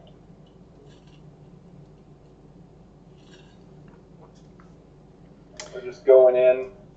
Does he have the metal cards for it, though? Soulforge, shoot up, Dracomantium. That's all it takes. Draco is quite easy to get 2 other metal cards in your discard, because if you just run Crystal Cage, Cage on its own will solve for your Dracomantium. Should never have listened to the community complaining so loudly about 10 cards. 10 cards is safer, like he doesn't have 10 cards yet. Yeah. I kind of like the prerequisite as the metal cards thematically. It's definitely more fun thematically. Even if it was 10 cards, though, look at the board. He could trade in unit, he could trade in unit almost, he could trade in a unit, and that'd be 9. Oh, yeah, Draco counts itself, so that'd be 10. I'm honestly just joking about that. 10 cards is usually is a fair... It's kind of a mix-up. And he just decides to bite the bullet and say, take your armor. Yeah, because you can't dust spells in this game normally. You need really, really niche tools to dust spells. Yeah. I feel like that this is going to be the armor war. Yeah. I feel like in a war of armor, Grandpa may have an advantage, although Icicle does have, like, Clone Army and, Desire, like some really powerful, heavy Yeah, hitters. I think he needs to keep that Mortal Blow for the Desire. Oh, yeah. What is he playing this turn? Yeah, the Polar Bear is pretty much the only option here. He could play the... I feel like you Polar Bear and maybe use the main. I don't know. I probably would have used the main. Okay, this is interesting. I'm very curious. I haven't seen Oh, pun intended. It's very cool to see him doing some work. Curious is a cool card. I really like him in, like, Heatwave Milus, especially because like you can get the cost reduction on both elements. So then you can just have cheap fire cards, cheap air cards. You can get cost reduction from Mad Hat or Pandora, and then you kind of just machine gun out your hand. Yeah, I used to play it a lot in different decks, the curious combos. But I feel like this poor Mira deck would fare a lot better if it had ways to ramp, because it kind of feels like it's just struggling to get ahead of the curve with a lot of the things it's doing. Here's something I was have an answer, but tempo is important. Here's something I was thinking about. We have open deck lists, but we don't know how much Icicle has Grandpa's list memorized. He could Sunder, wait for him to like. He could Sunder now, drop Draco like next turn, wait for him to play his Iron Mask, and then manage memory into the Sunder, and then just immediately rip it off. Like, you thought I misplayed. You fool. You got baited. Yeah, I think this is actually a clever move here. I think he is sort of thinking along those lines. Oh, that was super smooth. there we go. Yeah, I think that was probably what he was going for. But now he's kind of lost boards, so that's not great. Yeah. He could Wrath next turn, but that's another turn where armor is sticking. I think the managed memory is worth it. Yeah, just to get that going, get that gone. He could. Wasn't it the previous one? So he could actually Mortal Strike something like Curious and then get Mortal Strike back plus the Sunder. I feel like you probably need to play Burninate or something this turn, either Burninate or Wrath. Yeah, Burninate, and you can still do it next turn. Oh, yeah. Yeah, that works too. Brutal. You want to kill Curious. Coming back. Yeah, Wrath and then the managed memory next turn. That actually seems like a... Why? You gotta kill Curious. Kill Curious! Why? You have armor, you're not taking damage. No! Okay. I am not mad. Fox Bang, Fox Bang. The only reason I can see here is because he thinks that he's going to OD damage himself. Yeah, my other thought would be that he's thinking that somehow he could get another Iron Mask. I'm looking a little lost. But yeah, he can. Remember the managed memory? Oh yeah, that's true. Icicle could totally just be bluffing here, but he could very easily have managed memory in hand. We didn't see we didn't see the sync twice. But managed memory could be in hand. Oh, was Clonox already used? It was, right? Yeah, it was. It was popped off. Okay, so you gotta go. You have to manage memory now. You manage memory. Mortal Blow. And Mortal Blow the deepest. Not Mortal Blow now. No! Yeah, yes. Why? Yes! Why not manage memory first? Maybe he values Mortal Blow more. Maybe he figures he can he's still like 12 life ahead in the long run, which means he's technically lower, but I don't know. I don't hate this. Maybe he's thinking like, I will win the game of attrition. Some of his stuff is also very large, like Dracomantium and Shell Leader, so the damage doesn't add up as quick or whatever. But he's really been holding on to that Shell Officer. I think I see what he may be setting up for his next turn. That Dracomantium has got lead, but more importantly, it's got 10 health with lifesteal. I think that I think that he thought I have to beat Desire with Mortal Blow. Because he has like no other answer to Desire and it would maul the hell out of him otherwise. Yeah. But since he's had Banner, he's just been chipping away at Grandpa. He hasn't been able to develop any units. Yeah. And his curve has not worked out, so he hasn't been able to develop Shelly. Oh, for sure he has to Mortal Blow the Desire now. I think he might have overvalued card draw early in the game. I don't know yet. Mortal Blow. He has a fair amount of removal here, though. Like, between Burninate, Wrath, and stuff, he can answer numerous boards, and... Yeah, I like the fish. He'll get the Breacher. Oh, but Breacher and a Mad Hat here is so bad. Yeah. I probably should have gone with the Claw here. Yeah, I like getting the Breacher. I just think playing it right now was Yeah, a me miss. too. But then again, he's just planning to floodwater it back, and he wants to squeeze even more value. But he can take a bunch of damage here. He can now, but his lifesteal options are limited. Glorious Mane is lifesteal. Trades into Breacher.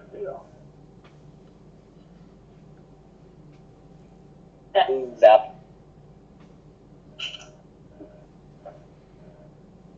Those bees aren't really going to do too much for health as much as it will just for clogging up the I think board. just Burninate this. If Burning answers this board clearly, the Scorch can pick off Hive. No, Scorch would be one short. Yeah, it would be. 3 and 1. Oh, yeah, my bad. I don't know. But even still, I'd Burninate. Yeah, I would Burninate. still Burninate. Burninate and then Shell Officer. Burninate and Officer. Burninate Officer, yep. Now this can decide our map. We've also gotten there with Claw Swipe, Attack, Mechabun Officer. Like, not saying one was necessarily better than the other, but that was another option. Mm-hmm. Yeah, he could have done that, but then he would need the Glorious Mane on Shelly to get his mana to 0. I mean, maybe more of a risk than he wanted to do. Defrag, that isn't in the deck. That's OOD. If I'm your grandpa, I'm thinking about how do I dump my hand as fast as possible. Yeah, that's always the issue with these decks, be them like Prismata or Floodwater or Royal. Those are like the three big late game spell options. They all fill up your hand, and you really don't want to overdraw. He's still in a fairly decent position though, because he's still got cards in his deck, and those trees don't really help that much, to be perfectly honest, because they're going to give him 1-drops. Yeah, he's probably gonna Wrath on this though. He can Wrath and then kill the Curious with Torch. Yeah. Yeah, if I'm him, what I really want to do. I would Wrath. Not Grandpa, but Icicle. I'm really just looking to out of deck a Sky Phoenix at this point. I really just want to grind through my deck. Well, when you're playing this type of deck, you can legitimately do that as your strategy. Just like hope that out of deck stupid thing. Have the right mix of cards to actually pull that off, though. Well, when you play so many cards, you kind of just stumble your way into it. Let me check his elements. Yeah, about his grave. Like his deck. Oh, I suppose he dusted his deck. I was saying his deck is so many metal cards, but I guess he destroyed them all. Yeah, but his deck is the natural technically slant of his deck is super hard towards metal, which makes me wonder.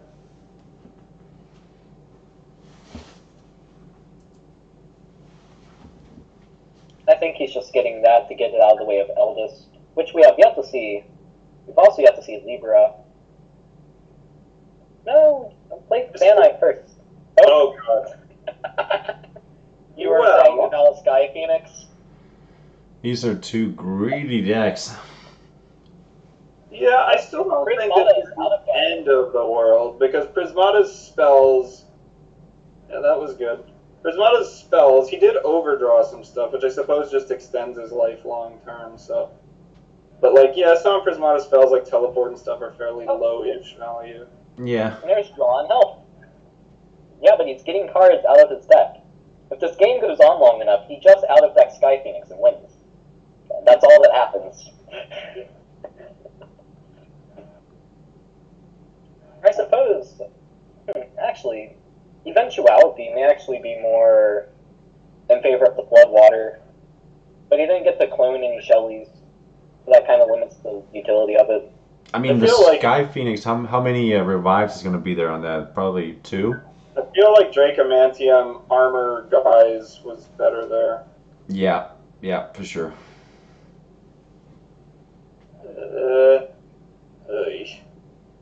Held out longer, especially with that lead. That would be negating the Thanite freeze, which is most likely inbound. I'd Hammerhead here for sure. Hammerhead is I mean, It also you do pops give the him the vapors, but he's probably going to get them anyway at this point. Yeah. The anti-freeze would clean them off anyways.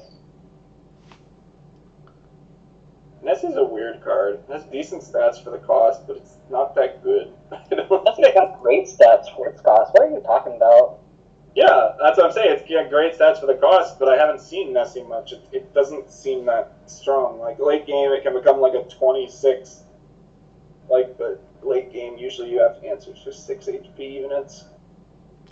I feel like Nessie kind of fulfills two roles. You can either mana potion into it turn 2, and then bounce whatever your opponent plays turn 3, just like go face, develop board or whatever. Or you can clear attachments, which is good on like if my play Chester or something, it just bounces that. Or late game, you can just clear anything for free and then go face for lethal. I remember the bench where it literally went infinite with Seaweaver. You just bounce Nessie itself because it used to attach mana potion to your hero rather than the unit that got bounced with capsize. So you just played Nessie, capsized it to hand, and then just kept replaying it and made infinite mana. A Seaweaver, which had Octavian effect at the time. Yeah. That whole patch, that whole deck, having once existed, is entirely the reason that Hanoo is in Fox or Dog Pound and not Foxfang. It's entirely because of my animosity towards those stupid whiz and water nightmares. Okay, he needs to empty mana. If he wants to be smacking down his board, he kind of needs to do that. Yeah, just Breacher and then Light. Get this ball rolling. I mean, I feel like you hit first place. Yeah. He needs to try and push his advantage now. I mean, I don't know what he OD'd, so you can't really counterplay much. But he didn't have a lot of main deck answers for this. Yeah. Yeah, that's. Well, Gift of Swords is still there. Yeah, that's a pretty good draw. Weighted die can be pulled off of a Seek, and that lets more damage be pushed. That's a lot more damage. Like, Subjugate there seems like you don't really have a plan. Oh, this is perfect for Nessie, though. Not gonna lie, I would totally drop Eldis in Soulforge, because that's just going to be Libra just for board. Because I'm looking at the board state, and yeah, Libra into it. But yeah, I don't know if. Yeah. This has got to be Nessie, Capsize, Polar Bear, and then Swords. Here's the threat. I wouldn't go with the Clone Army. Well, actually, maybe. I would have tried to get a much greedier Clone Army. Yeah. I would have tried to get Shelly or why isn't he playing Swords? It was to buff Nessie. But you gotta. No, I mean it's a valid. It's a valid. Yeah, I understand it. Nessie will rip into Icicle's health, and maybe he's got the read that Icicle didn't have an answer last turn, and he had to rely on Subjugate. So if he can develop Nessie as a threat, he feels like he's in the driver's seat now, and Icicle's kind of floundering for an answer. So that's legit. I do respect that. Yeah. And if Icicle couldn't remove the board last turn, then he probably can't remove the board this turn either, which means that Starfield can't get through. He's having to rely on some he's having to burn mulch without mulch actually getting anything. So yeah, this seemed weird, but I think he read the situation properly. It's gonna have a. Oh, bit of... Okay, Floodwater OD. You know what that's fishing for? SkyStreamers? Well, yes, but actually no. Deepest out of decks more cards, which eventually out of decks Sky Phoenix. To be a Wiz player, you have to think like a Wiz player. No, I actually legitimately have thought numerous times, okay, so how do I out of deck? Why is he not Oh playing my- more units first? Different, you are not helping, but that Tad is really nice. Slap Oh, that yeah, on. cap on the messy is spooky. Honestly, I might just like. Oh yeah, he's also at 9 health. Yeah, he kinda needs that health. Breacher is annoying. Okay. Yeah, you probably should have played those units before the swords. Yeah, my face when out of deck touched this guy, but everything's lead. But I mean, it looks pretty decent for him now. He out of deck the Prismata earlier. He's got. I don't really think you need to worry about Frost Adept because it's never going to get you. Like, yeah, I don't know. I personally don't think Frost Adept is a problem because even if it freezes you, you get to just remove the freeze immediately. Yeah, at this point, I it would not doesn't be matter surprised much. to see a Cryo Blast here. Oh yeah. Doomsday would be Or pretty, like a cryogen cryoblast. Oh, Octavius. If Deepest is zero, or if Deepest's anchor drop is 0 cost, he can do some stuff with that. Yeah, it basically makes his whole hand nearly or a lot cheaper. So yeah, I remember it used to just make your water cost cards like one less or whatever. Yeah. But the mana gain is much more fun and interesting, especially with mana potion. When it's not on a 4 cost, at least. When it was on Seaweaver, it was pretty bonkers. Oh, Thanite. If we see Thanite into Cryoblast, that'll be very powerful. Yeah, show it to me. What? But lead is in there. The lead is holding the line. Yeah. I wonder what he's going to follow that up with. Oh. That This could is gonna clear most. Yeah, this is gonna. Oh, he removed it from Octavian first, yeah. I was gonna say, if Octavian gets mana potion, yeah, but honestly, yeah, Grandpa is still very, very looking just fine. Actually, it looks very, very good for Grandpa at this point. Die and just start going ham. I think he needs to just drop a lot of units and then buff them with what's it called? The 2 units there? Yeah, reinforce. No! We just cleared board. We don't know. Stop. Yeah, that reinforce was not the greatest, honestly.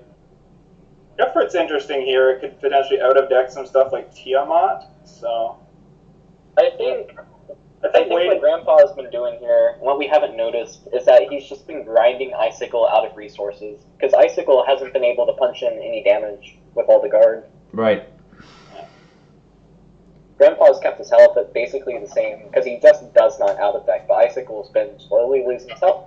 Yeah, that's the thing with Nakamas. You trade every card in your deck for a point of health, but then you have to pay it back in the future, basically. Mm-hmm. And he's not, his deck isn't empty, so he's not conjuring off of Deepest. No! Yeah, this is actually starting to look very good for Grandpa.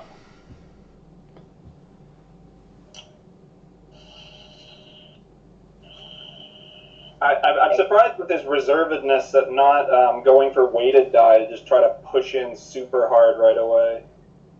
Oh, glorious main. Give me, I'm just instantly like, we are finding a way to connect. Oh! Icicle. We have the concede. Oh, wow. Okay, I think that was the way he was going anyway, but yeah. Wow. Very well played. Grinding through an out-of-deck Prismata and Floodwater. Yeah, that was a lot of value plays. Clone Army, you simply do not out of deck with this deck. That's why I love it.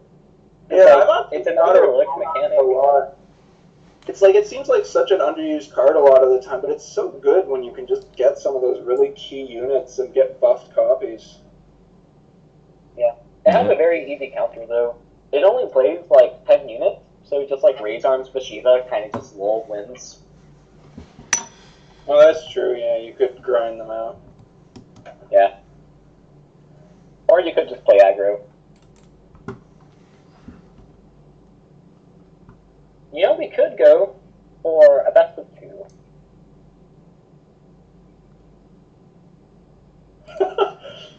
So I was like, Schmunko, help, what is happening? In chat.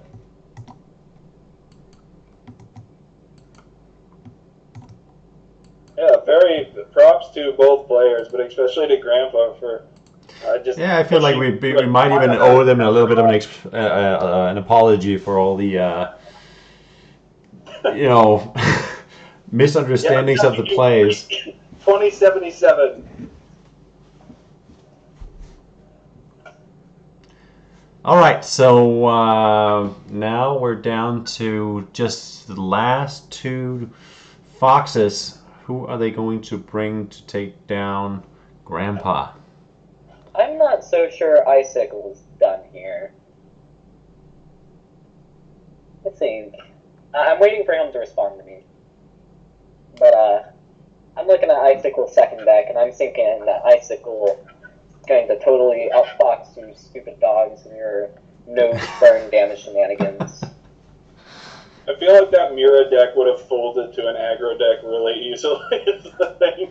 It was actually well designed to out-pressure defensive decks. Yeah. I feel that opening hand was like an average cost of like 5 or something.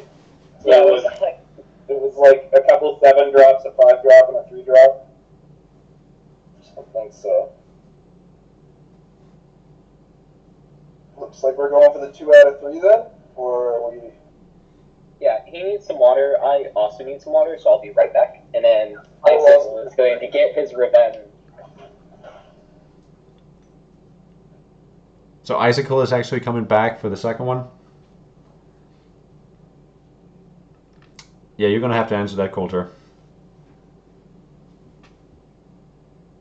Am I alone here?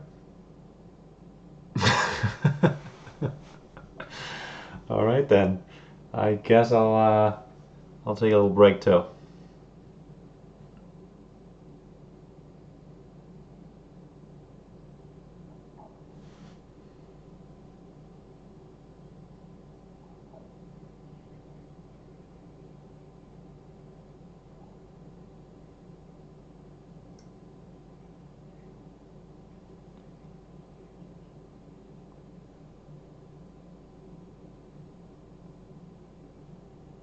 I think while we're waiting here, we might as well just put up Skrill's drawing once again for you to check out all the details.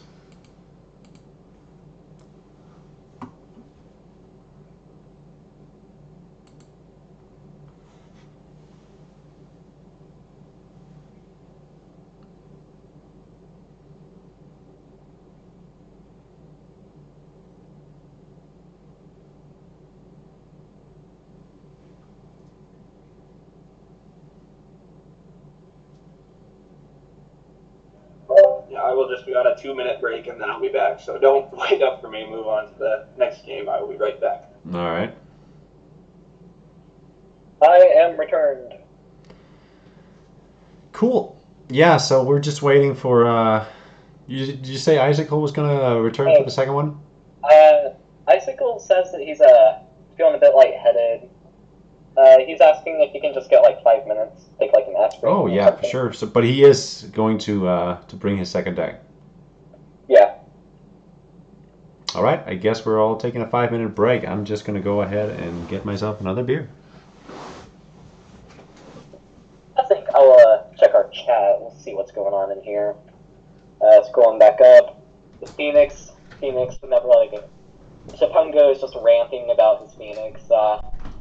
Pray to your god, I have my own Shapungo. All hail the Smugomantheum.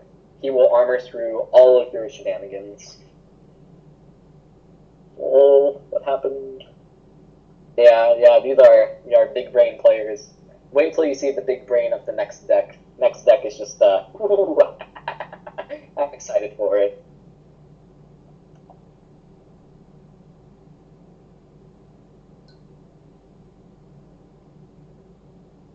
Sing something. Anybody request?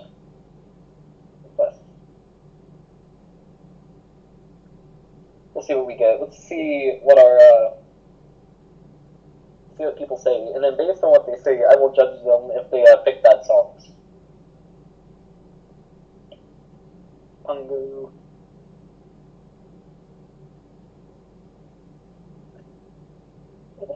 So Pungo wants me to sing Tell Me Why by the Backstreet Boys. I've never heard that song before, so I want that way. No Backstreet Boys. Okay, Foxfang, what do y'all want me to sing?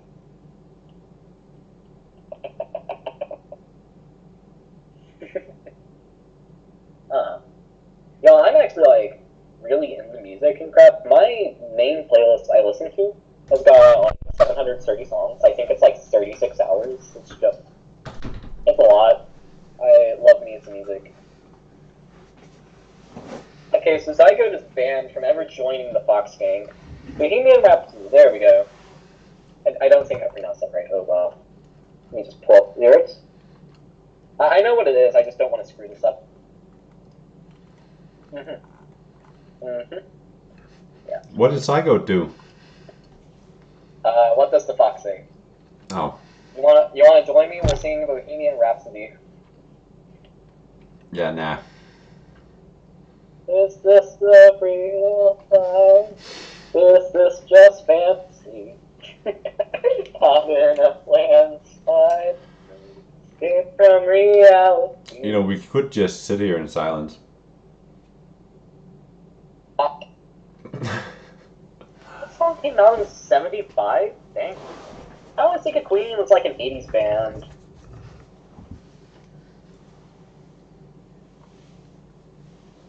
Yeah. We'll, go over Skrill's art, I guess. What do we got here? I remember that he messaged me specifically about mine, and he was telling me that, like, Bacon, are you left-handed or right-handed? I'm like, I'm whatever. He's like, okay, well, you've got to be holding the axe, because Horik. But, like... I mean, there's a lot of thought that went into this. Yeah, it's really cool. There's so much detail. Like, you could ask about so many details. Alpha. Yeah, Alpha's like, he's ready to go face. If for those that don't remember from earlier, the Alpha is the dude right here. Yeah. Leaning forward to go face. Always. Yeah. I don't know why I'm all the way there in the background conjuring some ball of something.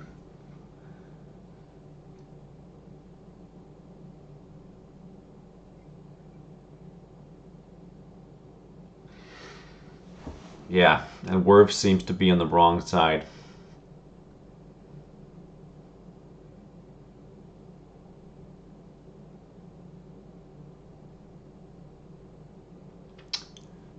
And Hanoo is doing that Hogwarts defensive bobble thing. Hanoo is nothing but defense, which is really ironic, because all the times he beats me is whenever he just randomly swaps over to Zoli and just plows my face in. Okay. Yeah, unfortunately we didn't get to see Hanoo today, but he's been giving a bit of a break. Yeah. Fortunately, Euphra was not here either, so I guess we have mutually assured no Wizheart games. Yeah. I mean, Grandpa and Icicle gave us a good, what was it, 20 turns? Yeah, but at least that was, like, somewhat interesting. Like, you got all the armor and the banner, and like, ooh, is he going to Sunder? No. Which ended up being the right play. Yeah. Why, yes, Euphrat, I am just a poor bully. Nobody loves me.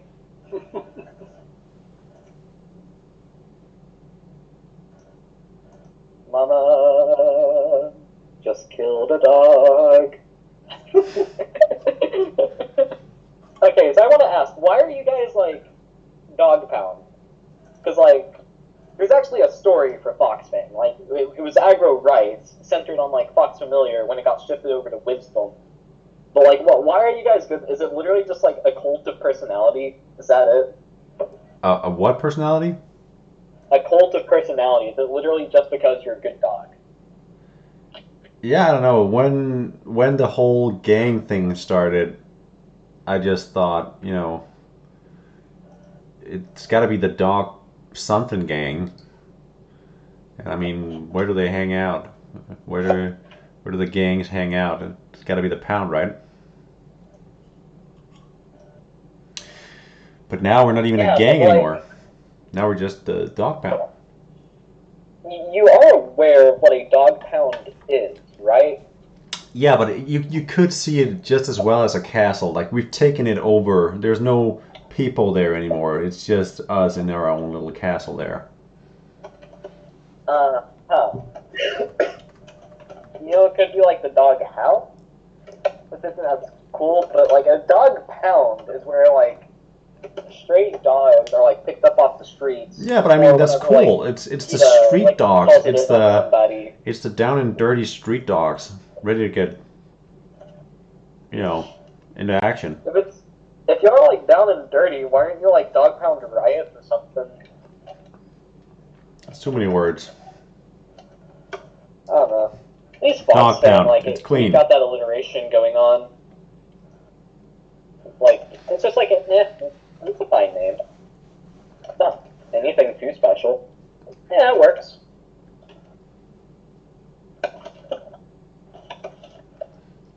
I mean, you're just sad that Foxes doesn't have like a pound, like a group thing. We don't need one. We're not. Okay, here's my chief difference between foxes and dogs. Like, if it was cat gang or dog gang, like, even I would be in dog pound. But, like, we are feral. We are here to, like, rock and roll. We are not domesticated like you silly dogs. We will... If we were domesticated, we wouldn't be at the pound. Oh, I understand. There we go. Oh, yeah, and a Quiz Heart.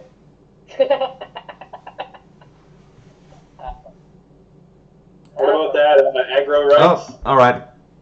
I have to prove that Game Quiz is Heart out. is broken to get you to nerf it. All right, here we go. Axel. All right, so strap in. It's gonna be a long one. The viewer count just cuts in half as people go to get sleeping bags and coffee. Yeah, I'll be back for around 25. See you later. You know, I'm going to go make some cup ramen. And by cup ramen, I mean cup furnace ramen. Yeah, immediately you just like claw swipe. You might as well grab it just to not get it later, but you're probably not going to have anything to use it for. Uh-oh, fish is pretty helpful. Turn 2, polar bear. Turn 3, fish. The fish is going to dig for messy. I really love that seek change. It's so good. Dramatically weak compared to stuff like Orchid or whatever, and Orchid was always too good. Yeah, I always hated the fact that, you know, if you wanted to fish, you wanted to seek for something that you wanted to play like in whale or something, you'd have to burn your mana flask to play it. Yeah. In the past, it was often talked about how cool the design space of putting spells on heroes is, because it kind of makes them interactable and stuff. And I do think it still is cool, but I think it's one of those designs where if too many cards have it, it starts to become very sort of parasitic and eat itself. Because it's like, there becomes too much, like, bad feels that way. Yeah, agreed. A long time, there was an issue with Brimstone until he changed it, where it was definitely always a good card, but there was always that issue of you can't play it with so many other things that you want to play. Yeah. Like back when Dracomanthium was basically something you could run in every Horde list, you could never run like Brimstone because like you need your Violent and you need like your chain removers and such. Like you always have chill. It's an interesting curve. He can fish into Puppet Master and play that next turn to which will get either Shelly or Breacher. And if it hits Shelly, that's great, but if it hits Breacher, the Breacher is terrible for that one, but I've constructed decks around fetching Shell Officer with Puppet Master. It's just a really, really strong early combo. It was like the City deck, right? With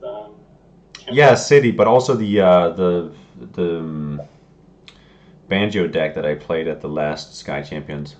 Hang It's on. just I just so gotta strong. Give a quick shout out to the chat. Shapunga just said, "Loving the trash talk, hee," and then somebody named Trash4212 just says, "Who talk?" and everybody just exploded in chat. All right. I mean, I think it's very civil trash talk. Oh yeah, GoodDog knows that we're all friends, right? Right? We know whammies. Right? Right? Big money, no whammies here on Puppet Master. All right. Let's see. Let's go. Yes, Shell Officer. No. I mean, unless he's gonna have a moon for that, then there's gonna be a hard thing to deal with. Let me check the list. I think Moon might be in here. No, it's not. That's an older version. He definitely, looking at it, has removal answers, though. Yeah, Forest Fire cleans up most of this. There are plenty of options. You think he's running Forest Fire? Forest Fire, I've always thought was crazy, insanely good. Most of my hyper greedy lists would use it to just overflow the opponent's hand.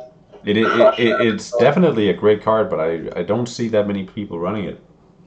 Yeah, I think it's because honestly the meta is very aggressive and mid-rangey, and it's not as good versus those decks. It's better versus incredibly aggressive decks or incredibly greedy ones. Mm-hmm. What is? Forest Fire. Oh, yeah, that card, the biggest utility on it is just being able to overdraw people a million cards. And just go, haha, you lost your hand.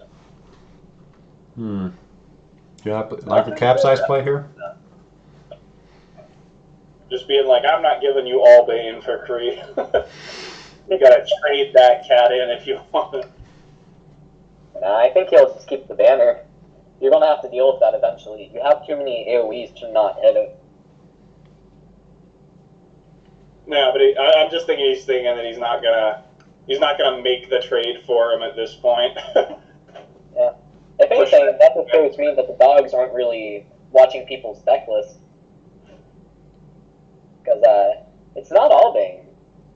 If I was Grandpa, I would definitely have smacked that Giza to hit him with the overdraw. Yeah, I wonder if there'd be an advantage. I know Hearthstone does it. Obviously, it's up to you guys how to run your tournaments, but to let people see each other's deck list beforehand, unless you already do that, so that people can sort of plan around and actually know what their opponent's capable of. Oh, but they are visible. We've been doing that this whole time. Okay, cool. That's a great thing. There's Neferti. Neferti's actually kind of... I feel like ignoring Neferti. They're just... No, that's not something you want to do. Because watch, Giza can come, or not Giza, Cleo can come down, and then their unit can come down, and then he's just rolling with banner. Oof. Yeah, but I mean, at least they're all light. The respect for Nessie. Not be coming back. He maybe misplayed though, because he could have dropped Cleo and hit Mana Potion first to curve out. Very true. I wonder if he's contemplating that now. Yeah. Frozen for a second.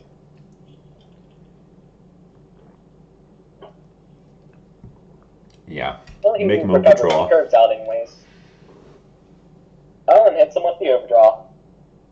My very greedy brain just loves to see people overdraw. I think it's time for Claw. Claw. There's much value in it. I just like watching it happen to other people. Because it happens to me far more often than people actually do it to me. Claw Swipe could be cleaner here. Yeah, Claw Swipe and then punish the turtle. Again, do we leave Neferti? For sure not. Surely not. Yeah, there we go. I feel like you puppet strings, you might pull something useful out of their deck. Yeah, it's a good one to get for sure. That's a really good draw for strings. I think you could have also Glorious Main actually want to save till after Floodwater or something, I suppose, to buff all your dudes, or at least when you have something in hand. I really like Puppet Strings. It's such a cool card, and it's just playing that and hitting the hacks is just the best feeling ever. After seeing what Iris is doing, I'm wondering if Unophobia needs to be buffed a bit. It's like Unophobia feels so dang slow. No, Unophobia, honestly, I really don't like saying it. I wasn't going to, but I feel like there were some substantial misplays on Skrill's end. I totally would have cleared that turtle. Generally, I'm just very heavy on board as a player. But Unophobia can generally just smack draw chains left and right, and those draw chains are usually coming out of deck, too. Yeah. I really love the way that all the prisms are good at different things, like when the combos specifically lend themselves. Like, it's sort of self-evident or whatever, but it's just really cool how, like, Iris is the best thing for banner combo, and also, like, some mid-range defensive stuff. And then, like, Mai can do mid-range, but also is really good at Unophobia. It's very neat that way. And Horik is, like, a mid-range kind of chunky boys deck. Yes. Give me my dinos or give me Duff. Whole defense. I want the death of the universe build. Yeah, this is kind of cringe. What was he hoping to hit? Draco? Oh no, he got Breacher. Draco would have also been good here. I don't know how much he knows Icicle's deck, but it definitely has Lost in the Fog. Lost in the sauce. Except the sauce is fog.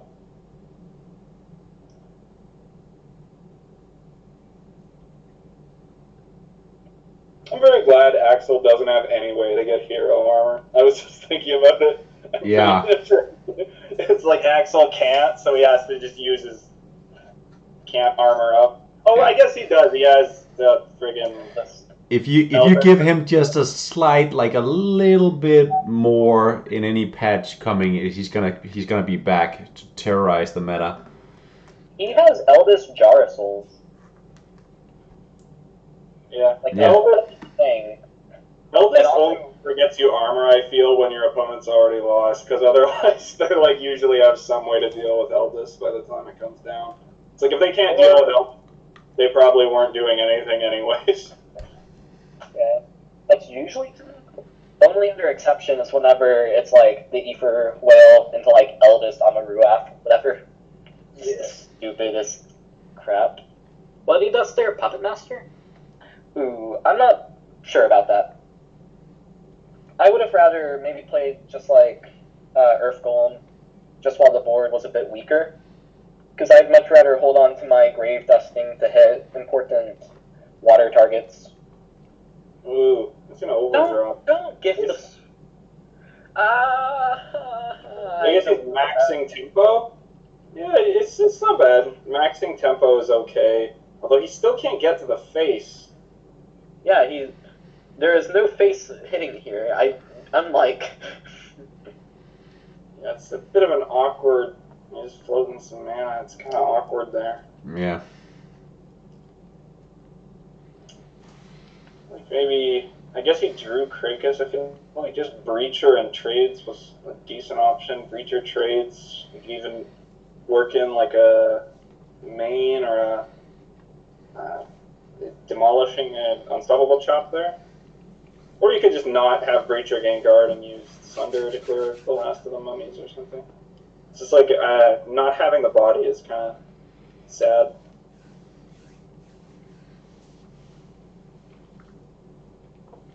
Yeah, in all of this, he's been really reserved on dropping his units. He's also going to overdraw now, again. Overdrawing a lot. Yeah. That's just lost value. I mean, he doesn't really need Floodwater right now, so it's like, that's probably fine, but it's like, I feel like he's going to lose board here pretty hard. I mean, Sunder into Crocus can probably win it back, but, well, I'm not even sure.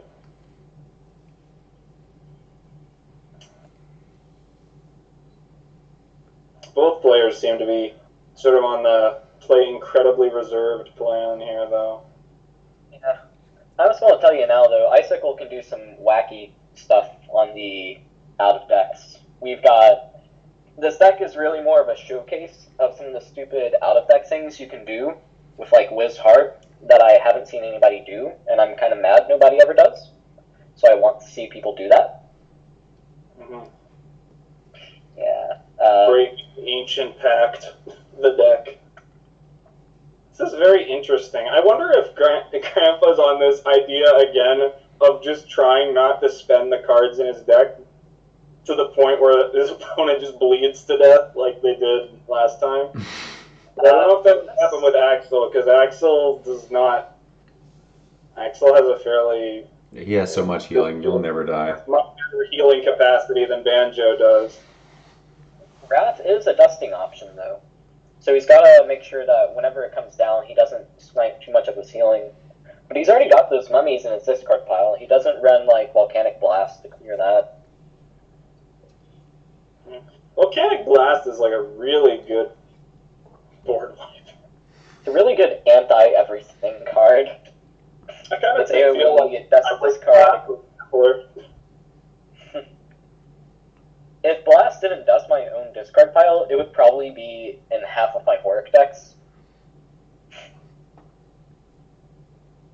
And even then, if it was as good as like something more like Chainstorm is, I may just play it anyways.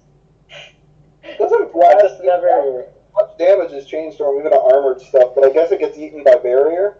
But it can give flames too, which pierces barriers. Like, yeah, it's just that it eats my discard pile. I need my Grave Riddle to do things. I mean, friggin' Chainstorm is good with Dracomantium and stuff too, because it feeds. No, I have tried a whole lot to make Chainstorm work with Dracomantium. You can technically do it. It is technically something that is viable and workable. It's probably going to go for Burninate here, don't you that it think? takes to do that outweighs the value of actually getting to play Chainstorm and Dracomantium together. Huh. Tank up. I would have thought, yeah, he would go for a Burninate. Mm-hmm. If that Octavius goes face, that's all that damage. Well, Breacher's holding the door versus that, but Axel does have cards that can smite that, so... Icicle is also up 4 mana on Grandpa. He's just going to be doing a lot more, generally, for a while. How did Icicle even get that far ahead? Liz Hart just has dummy ramping. Old yeah, Boogie, I know that. I just Phoenix only Federal, thought Boogie, Take Root. I guess Take Root or Boogie, Take Root and Ultimate. Gift of Aya, What Dead even. Did he play a gift this game, though? Yeah. Okay, I must have missed it. Yeah, this deck is a showcase for how stupid you can get with out-of-deck things. What do you think the Gift of Aya is there for? Yeah, I guess gift grab. I mean, gift grabbing Ent Whale is a bit doofy.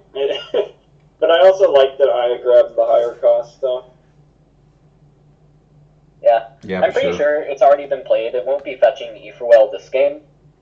But it's a inconsistent but very good option, and the deck it has enough other things, I think it can support those things. Yeah. Huh. Just dropped Lost in the Fog on that? I guess he kind of said, hey, this Dracomantium is getting led one way or another. I'm not getting Lost in the Fog off on it. He's Ooh, gonna, that's dangerous. he's getting to a point where it's going to get it hard to deal with this board. Yeah, just blow him up with 1,000,000 points of damage. And he's still holding that mana potion, which that is actually 2 mana right now. We're 1 mana off Burninate into... Into Wrath. Yeah. But that wouldn't even Burninate make into that much of a Wrath wouldn't difference. completely clear the You Octavian. wouldn't beat Octavian. You could trade down the last point of health on Octavian, though. Which doesn't feel great, but... Burninate Just doesn't saying, make that much of a difference here. Showcase out of deck, but it looks like it might just get the job done by just beating face. Yeah. Oh, yes. Yeah, he almost Just wanted gonna- to just shoot He's gonna himself. get beaten to death here. Yeah, that's 13 points of face damage. He's gonna take a lot of damage here. But it's a good Wrath. I mean, if Icicle decides to go face, it sets up a good Wrath. I wonder if Icicle will read that. I mean, maybe it's just like Mira doesn't have very good healing capacity, to be honest. Unless she connects Draco. Yeah. If Draco sticks, that can end the game on its own now. Because of the wall. Yeah. Man, this whole deck is just a wall. You know, he doesn't even have to Wrath if he doesn't want to here. He might be able to find a Krakus. He could go Soulforge Krakus into Krakus. That would be pretty fun. I like that. That's fun. And then you get 2 Krakuses. 16 mana if Icicle doesn't trade down the board, he's probably going to develop more stuff. Oh my god. I get you flashbacks. Let me play this Wrath. These are triggering my darkest nightmares. Hanu, are you in the chat? Hanu, do you see what you've done? Actually, made this deck just kind of like for memories at first. I mean, it's a lovely Wrath at this point. Why so much mana? Yeah. This is actually a decent turnaround. Yeah, and yeah, that's probably the play to make. That's With the lifesteal, I mean, that kind of brought him back into the game. Actually, no, Soulforge is bad there because you didn't hit exactly 0 mana or whatever for Krakus. Yeah, you didn't want to Soulforge him out.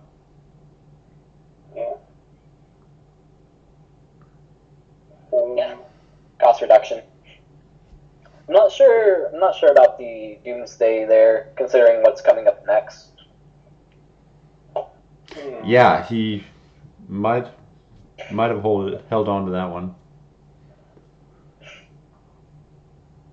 It looks like Professor Icicle is getting kind of thin here.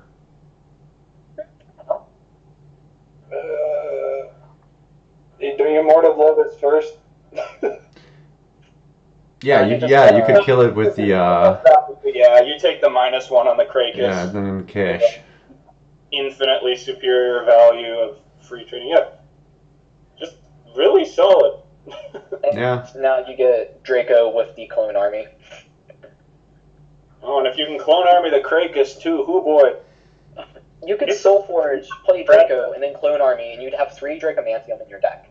This deck is so cool. Like, it's just very impressive that he's got almost no healing outside of lifesteal stuff, and like he's just like kind of like, I'm just gonna not take damage because I'm gonna be on the offensive because I'm strength, and so I have good bodies that you have to keep answering. I'm still a little surprised that the Foxes didn't want to counter this with an aggro deck, though.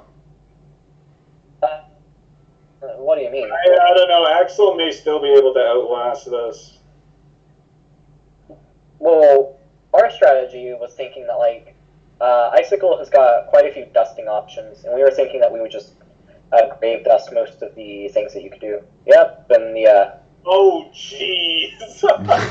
We will never break this line! Wow. Hold the line!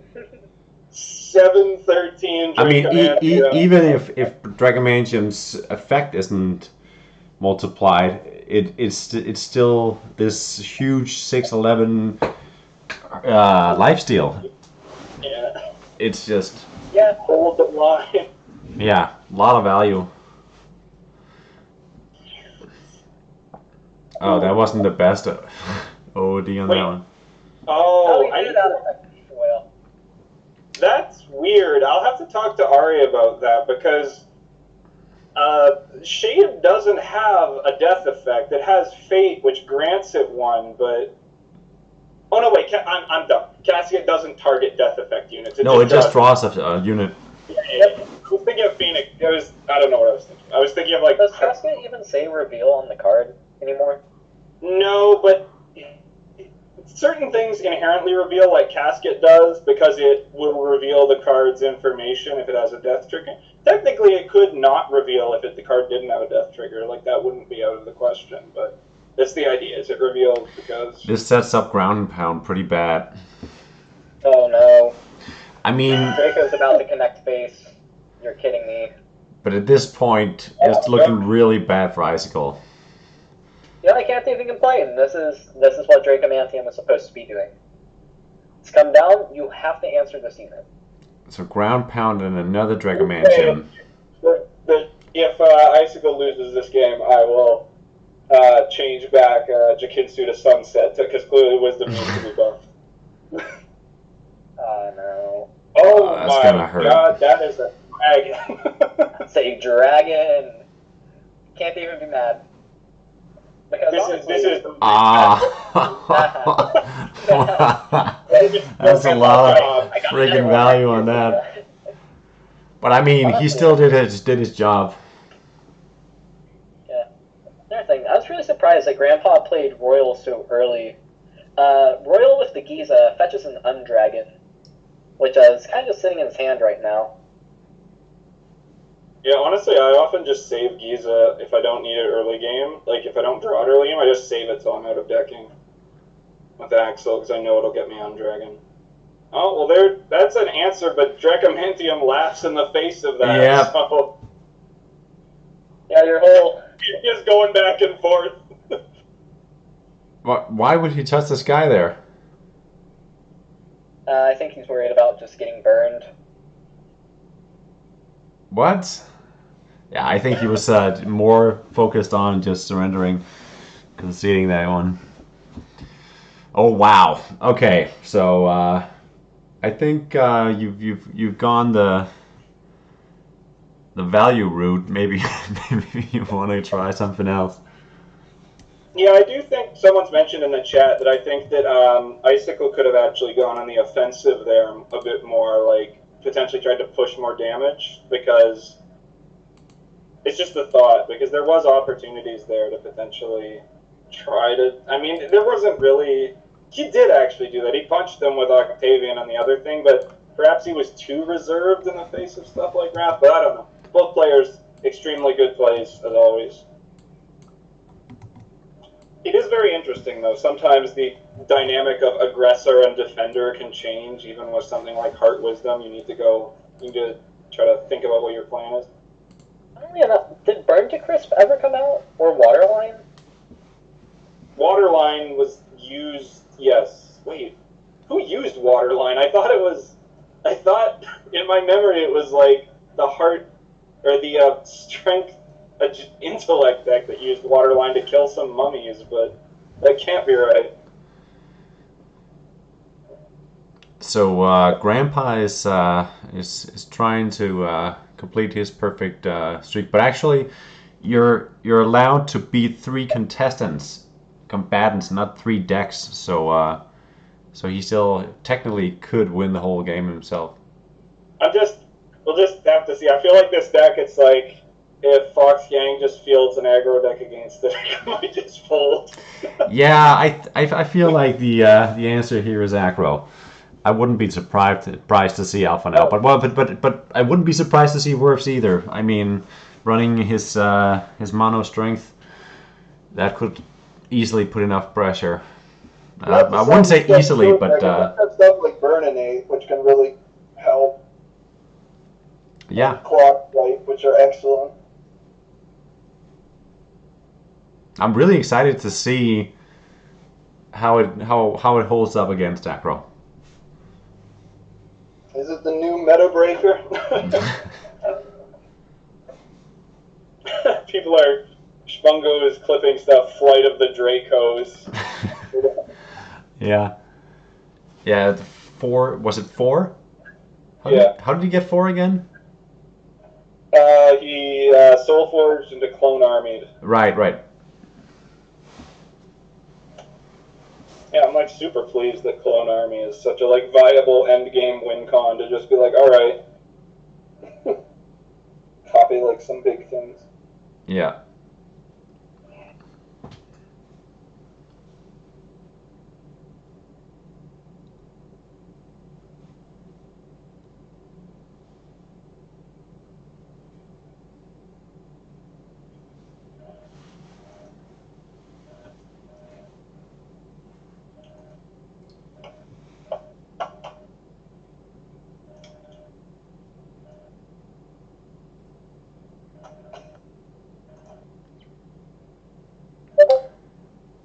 So, GoodDog, I have fetched a certain image for you.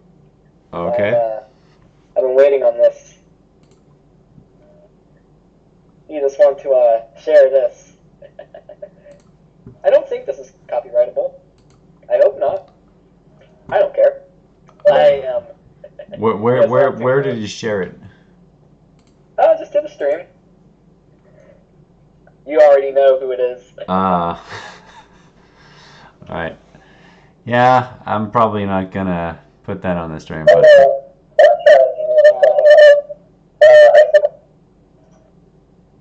Who's that? Hey, wait, are we already starting? it looks like we're already starting, yeah. Oh, dang. I will, drop this in the chat on my end then. That way it's not like a weird God. A shake-up. It's not my at all. No. What? Alpha has embraced the Fox. The one Fox and the true Fox. Well, we'll see. This is seems like a very good hand for the Mira deck. No high-cost stuff here. It's all early game gas and removal. That's also like, there's not very much momentum in that. They aren't going to develop board. Oh, he's going to take the Soul Forge. Spicy.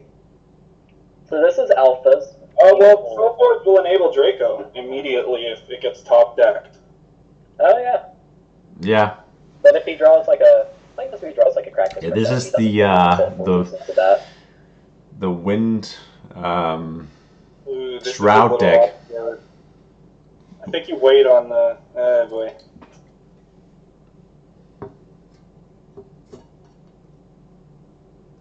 I don't know about that. It's not going to work because I don't know about that. Skykeeper prevented it from spending the mana. Yeah. Get Frank. Oh, and you can't target it. This is just terrible. Nothing you can play. It's just a 5/4 Perma Shroud lifesteal. Oh, Hammerhead will be able to break its shroud unless he drops like one cost. Yeah, but even just getting there to turn 5 is gonna be painful. Oh God! Oh, this is awful to watch. Okay, at least he can. No, he can't even blow away that. Oh, jeez. Surprised he didn't just go base for like the 9th. Or for the 5, he'd be at 19, then the next turn he'd take a 1, he'd be at like 7 health.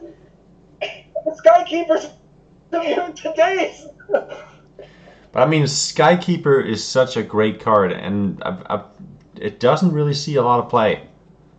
Grunk, show me the Grunk, show me the Grunk. Show me the Grunk. Oh God, off of Dive Bomb.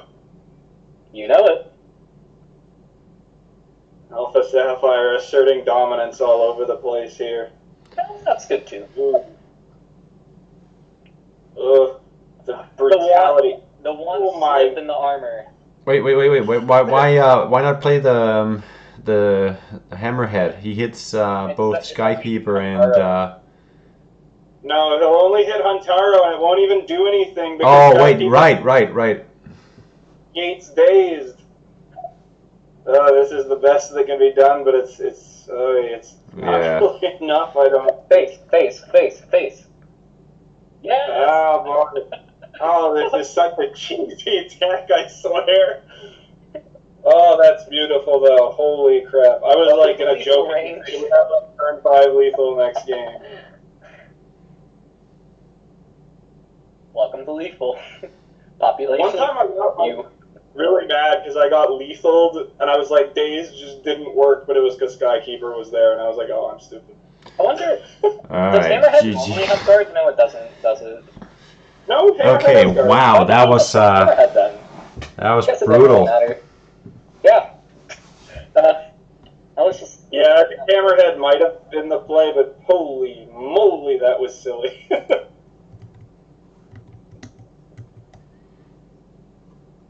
It is really cool, though, how it's like, he was able to dominate, like, 2 defensive decks with this one, but then it's like, the deck was sort of, like, specifically teched to beat those. It worked really well, and then it's like how they talk about... I would say in the Mira deck defense that a lot of decks will struggle against that one. It's just any kind of control just really struggles with all that shroud. Yeah. But 2 sentences, 6 words for everybody that he wants them to hear. Me want face and me eat face. That's why cards like Realm are important. Or like Giza answers Skykeeper nicely. Skykeeper suffers next to Banner a lot, because if you can just unstealth it and then smash it. Yeah, Fawman with the Rainbow Colt says Skykeeper needs a kneecapping. I don't think so. No, that's fair and balanced. I think Skykeeper is honestly, like, I haven't seen it much. It got buffed that game, but if there hadn't been the buff or Claw Swipe had been drawn, it just would have folded and died. Like, it takes a little extra card of investment to make it effective. It was very much a 10% game from the Fox side. It was like in the top 10% of high rolls for that deck. Just be like, my opponent has no answer to Skykeeper, and I just completely stomp. So I wonder what the dogs are going to try and resist this crazy aggro deck. Hope it doesn't draw Skykeeper. Yeah. I feel like Wisdom decks with Whelm and stuff do fairly well here. Like if you got Whelm or like Forest Fire, non-targeting AoE type stuff. Small guard units. Possibly, aggro, like a similar Fox aggro deck. Yeah, another aggro deck too. Skykeeper doesn't hold up too well if there's any units on the enemy board. Yeah, but you can't counterpick just on like one unit. The whole deck is just a bunch of high roll combos that are just lol. Yeah, absolutely. It was like the Skykeeper into the buff your whole hand with thing, and then into the Talonus, which also picked up the buff from the enemy stealth unit. Mm-hmm. I also think that game would have gone a lot differently. There was a slight misplay by Grandpa. Like, obviously he's done fantastic so far, but I think there was a slight misplay with forgetting that Nessie would be shut down by Skykeeper as well, so it wasn't able to absorb that floating mana. Yeah. Yeah, Nessie really didn't do anything there. Yeah.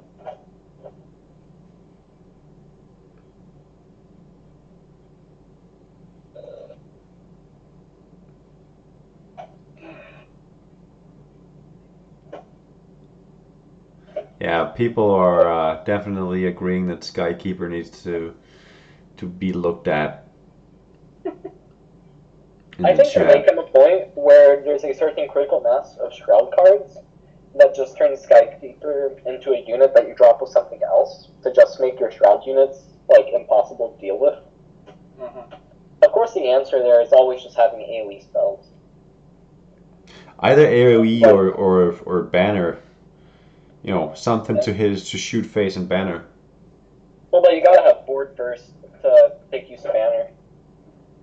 No, what I mean. When Talonus came down, there's no way to Banner into that without direct damage spells. Like if you play Fox, if you play say Run Wild or something into that, it's a perfect clear for it.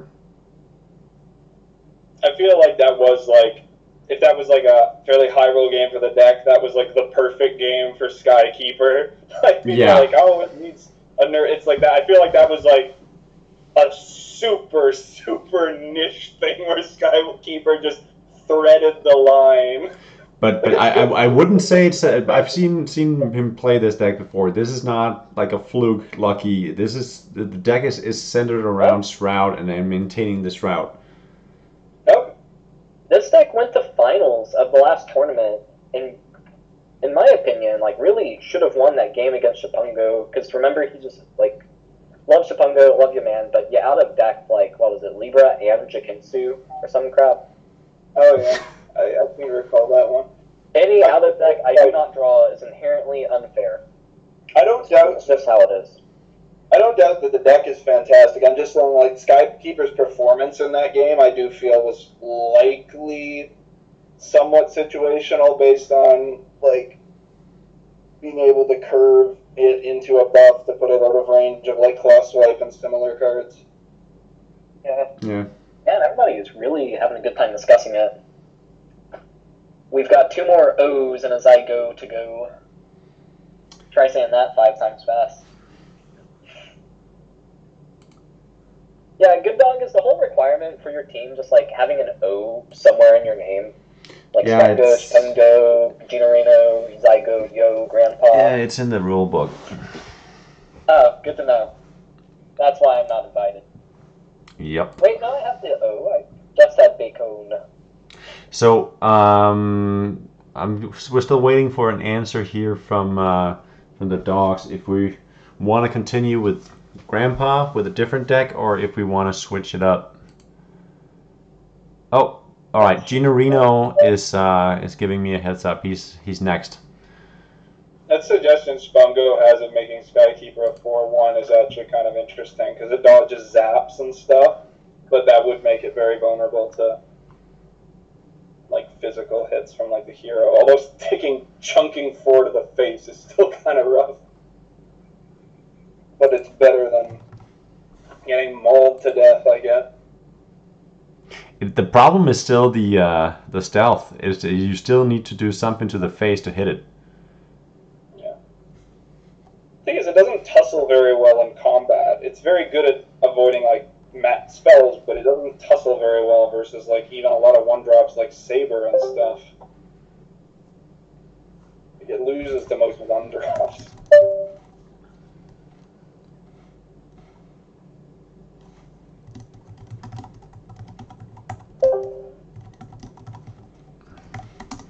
I accidentally dipped into the Fox game chat for a quick second.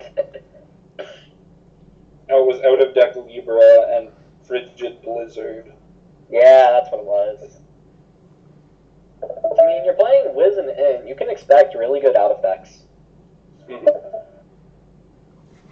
But, like, I'm still not sold on the philosophy of that being fair. Of out of decks being fair or whatever. I mean, just like on a principle stance. Like, I did, like, CX debate in high school. So I'm very much in, like, rules, the philosophy, and all that crap. And, one of the arguments that we had in debate all the time was, you're bringing up an argument that's not topical. This is not fair to us. We have no way to prep for this.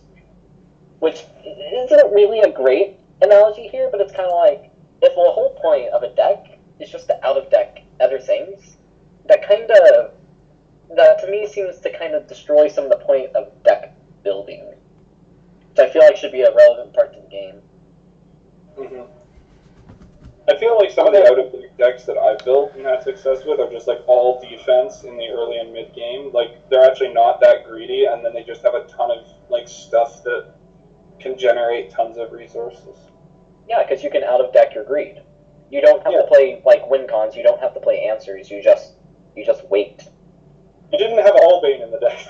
It's like, what was that about? This is quite aggressive. I thought the Ginorino Zoe deck was more control-y, but this is actually quite aggressive. And so this as opposed Ginorino's... This was Sam, yeah. This might be exactly... I would probably go with the Fire Rune for the run wild, though. So it's been mono agility. There were no heart cards in that hand. Oh, shoot. Oh, good thing he got fire there. No! Oh no, actually this is fine, yeah. It attacks face, and then you trade into Hunter. But man, Slash was so clean there, and you keep your vial, I really want it. Yeah, I would have definitely gone... I would have gone Slash into Fly Guy. Yeah, I was big Slash and right there was I was thinking. Yeah, you don't want to play Fly Guy now. It's just gonna get beat. How does this even work? Okay, it goes. Why not play Slash? Or play, I believe. I don't know what's about to happen. Oh yeah. Oh, and Jack just burns face for 2 and then dies. Yeah. All right, so he Slash Pyrocrafter. Yeah, Slash and Pyrocrafter for sure. But I mean, this is the best counter for this. Another aggro deck. Yep. Because those shrouds are way less powerful if you have the option to have ready units and have banner on your hero all the time. Is that correct? That way? The hot dog wasn't ready. Oh, okay. That makes a lot more sense then. I was like, don't you like maybe want to just tackle in and force them to make the trades? But yeah, that makes a ton of sense. What dusting options does he have? Whether Lightning Vial exists with Totem there. Is Lightning Vial real? Let me check. I mean, he Lightning already Vial's played not his on the silence, list, but so Unstoppable Chop is. yeah, Unstoppable Chop. So yeah, I like this play. Better for hedging bets. Bringing back Slash is good too. Yeah, there you go. That actually baited out the Unstoppable Chop. Good plays. Oh. Wow. Yeah, Oh, he needs to play. Oh, that's perfect. My foxes are going to betray my other foxes. Oh yes. Oh, well, why not play the fox hero? Windsword. Yes. See, this is the nonsense. But Cleo Firesword. Or not even Cleo Firesword. I'm sorry. I was looking 9. You take 9. Yeah, but it's worth it still. You out of deck You gotta do this. Destruction. Oh God. What even? What? Oh. I would flood the board here. Just go all in. All in and Grim Reprisal your fungi. I don't really understand why he's holding on to that familiar. I don't know. Alpha does have a few AoEs. If he had it, he would have played it there. Oh yeah, he does run Hurricane. Not just Hurricane, he also has Volcanic Blast. Because he's playing like a anti-meta deck. Oh, the deck just continues to deliver the goods. Yeah, perfect answer. In the Cleo. This is the value of just drawing an obsessive amount of cards that you just draw all of your answers. What draw was he playing? I'm sure he was, but it seemed very... Uptown? Wow! That's how you do it, Gina Reno. Alright. Docs are back in the driver's seat.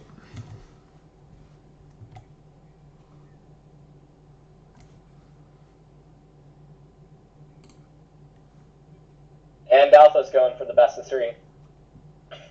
Alpha is gonna pick his second deck? Yep. Alright.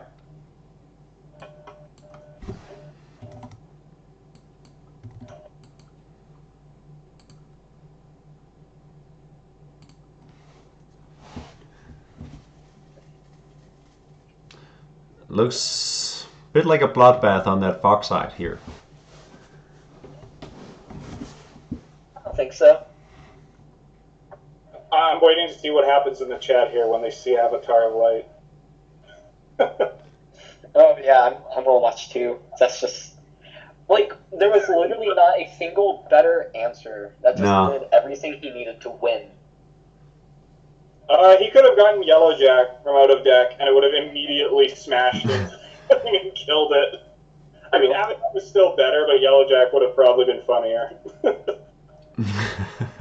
Because Yellowjack would have fired so fast that it would have been hard to tell what happened. Oh god, it's the Battle of the Titans. Oh, I think we're already up. Here. Yeah, it's interesting. Mai probably is a little faster, but Zoe has healing by virtue of being in Heart, whereas Mai is the 2 worst healing prisms there is. Although Mai has cards like Iron Shield and stuff, which I don't know if is actually being run, probably not. Yep. No, Hide Shield, not Iron Shield. I'm just going to tell you now, this Mai list can heal just fine. Oh, Horde player. Mai. Nope. This is Xenophobia. How does that heal? Okay, so you got Plane Ranger, you got Dr. Vile, you got another Ephra. Yeah, I'm used to like invest plus Beloved plus. Yeah, because you play Wiz. Aggro heals. Hannah Fly Guy probably shuts out most things. Yeah. Fox Familiar is also incredibly dangerous, especially when you have the Grim Reprisal backing that up in hand. Good answer, though. Viper Ambush. A good answer, but Gina Reno eats it. He also takes 6 points. Yeah, I think he needs to potion something out. No. Yeah, I think that's actually worth it. Yeah. And he just got so much value there. Because Hannah putting those 2 vials in, that's just going to ruin... I think I would Vile rather than playing the... yeah, okay, maybe, yeah. This potentially shuts down counter plays, though, with Fly Guy. Yeah. Attachment mechanics. Love them, hate them, they're going to be here. I love them. Sometimes they grief me. This again. Yeah. No. God, Hannah is so good. Hannah is good enough to justify, like, metal-based Fox decks. That's how good Hannah is. But that Grave Royal is one of the things that makes this deck so interesting, that it's just really, really hyper aggro, and then it just still has these funny late game options. Yeah, you control board. Surprised. The ingenuity of our players. Yeah. I am really scared for Alpha right now, because Gina Reno is looking very good on board. And next turn, he's just going to convert into like either a Clio or an Eclipse, and if that goes base, that's so. He has Alpha Sapphire has a lot of cards in his hand though. So. And there's the cost reduction. Mulch for draw. Angler to draw another card to hand. Yeah. That's pretty good. And Clio or Eclipse doesn't really challenge board meaningfully here, so. Angler has seen a lot more play since you changed that. Yeah, Angler was weird before. It was like, I get it, but I kind of don't like how much better. I don't like how much text is on the card now, to be honest. That it's so much rules text, but it feels a lot better. Yeah. Ourselves a Yu-Gi-Oh card. Yeah. Like, what the heck? How did this get in here? We got Alpha Sapphire on the back foot again, but still with a decent amount of cards in hand. Some good plays coming through Coming here. out? No, it's an OOD. Okay. Oh, that's actually great. Oh, shoot, that's a 4-3 Shroud. Yeah, that's Return great. of the Shroud. I was like, that's weird, but maybe that won't be great. But no, it actually is stellar. We got Totem again. Yeah, since he just played his silence, this might be the time to play it. Yeah, but he may well have Lightning Vial. Yeah, or did he play? And if you play Totem, the Panic can be killed easily, which leaves Totem totally isolated versus it. Looking at Alpha's list, he actually doesn't have Lightning Vial. I thought Lightning Vial was the best card in Skyweaver. What is everyone doing? I don't know, man. When it was I'm not 4? I like Lightning Vial. I think that card is amazing. It's still really good, but I mean, with the 4 damage was just insane. Those stupid vials. At least Alpha's deck can take advantage of them. He can use that to pop his hacks. Yeah, and Alpha Sapphire is really in this, to be honest. Like, I was wondering for a bit, it looked scary, but never underestimate. Fun Guy is so good here. On my own turn. Oh, Fly Guy popped for it. Oh, I would right. have hexed all of those.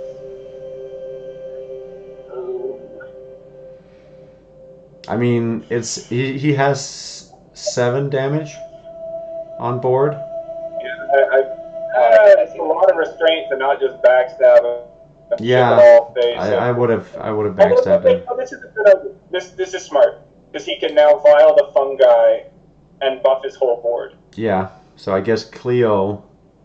So yeah, this is actually a great point. Yeah, it is.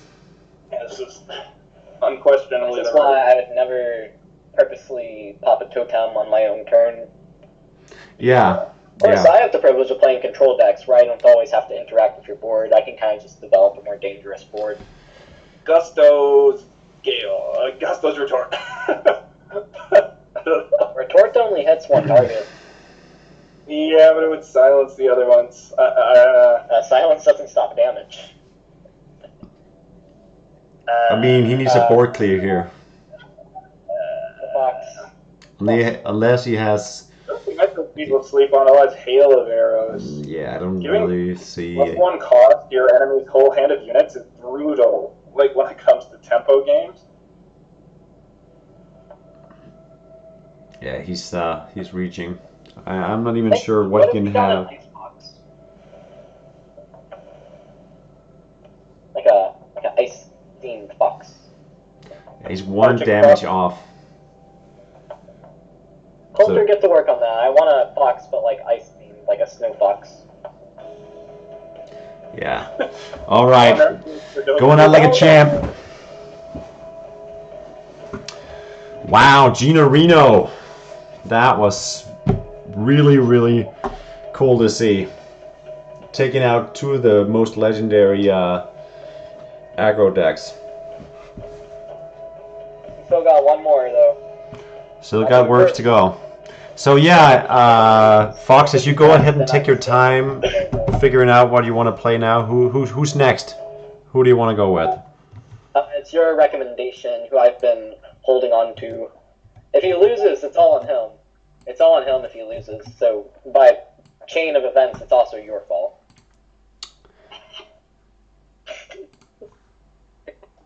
I mean, lost because of a dog gang psyop. I mean, theoretically, Orbs can still win this. It still can.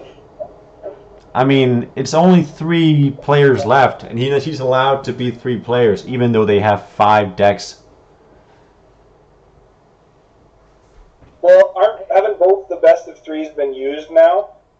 So they're just It's been used on the Fox side, but on the Dog side, we still have both of the best of 3. Good if Worf shares. So Werves has 1 deck against 5.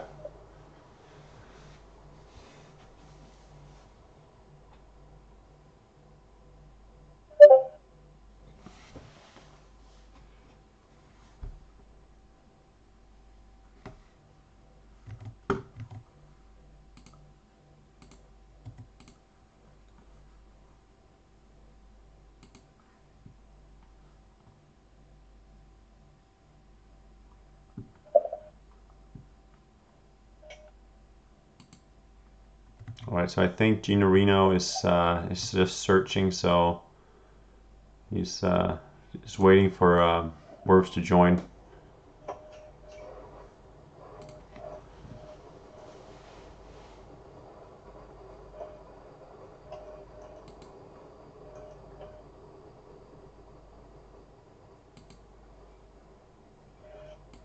Here, I want to look at the chat real quick. Like the Discord chat. Mhm.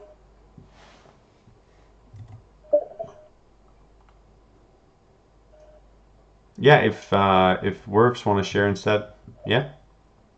Yeah, here, let me just add him. I'm going to. Bobby, you don't have me as a friend on Discord. What the heck?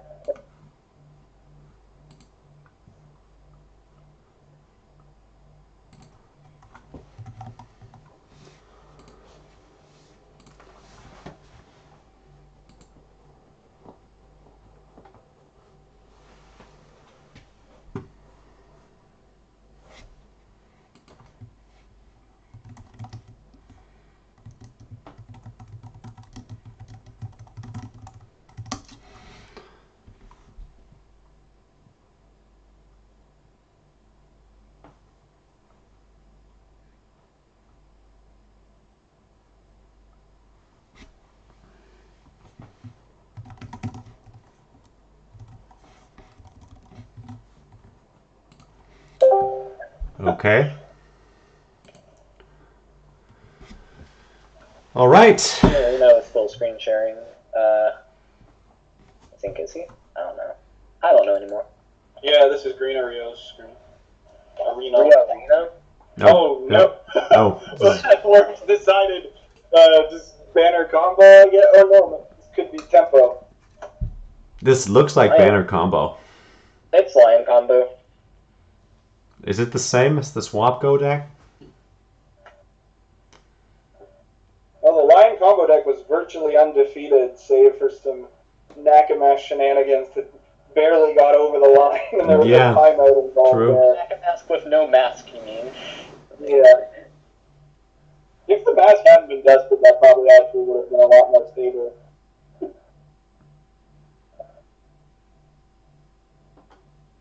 Here. Oh, hey, this just occurred to me. So, we were in Gina Reno's stream, because Gina Reno never stopped streaming. But GoodDog is over here. Why don't we have both people streaming, and then we can flip between? We could technically... Theoretically, yes. It's just connection issue, I guess.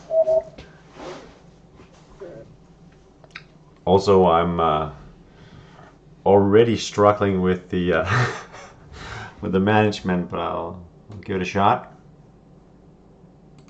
We'll do something special for what could be finals. It would appear that you are not the only one struggling. Worse is also trying to figure out his removal option here. I like Incinerate. Incinerate seems like a good answer. I think it's gonna be too much micromanagement going back and forth between this between the screens. I think there's obviously a way to do it, but I'm not gonna try to figure it out here in the finals. True. He's already got the Guru. Personally, though, he's only got like 2 other water cards in the deck, if I'm correct. I would have gone Mermask just to make sure that I get those. And then next turn, your curve is like Turtle Hydrate, just like Overdraw, LOL. Although I guess against aggro, that's not really as effective.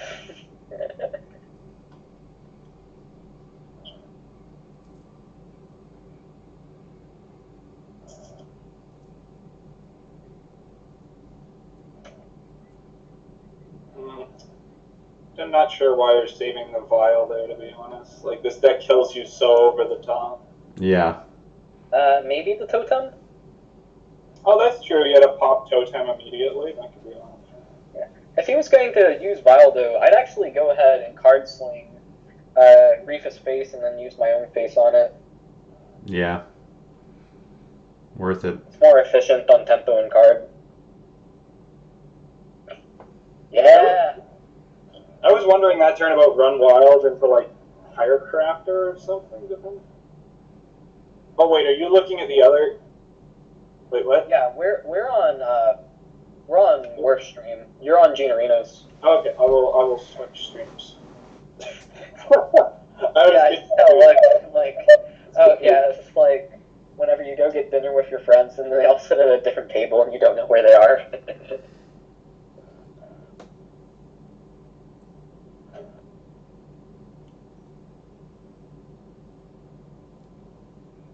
Worf's rocking a slightly different build here with some tools like Seal of Doom for better survivability and 1-punches for more efficient clearing.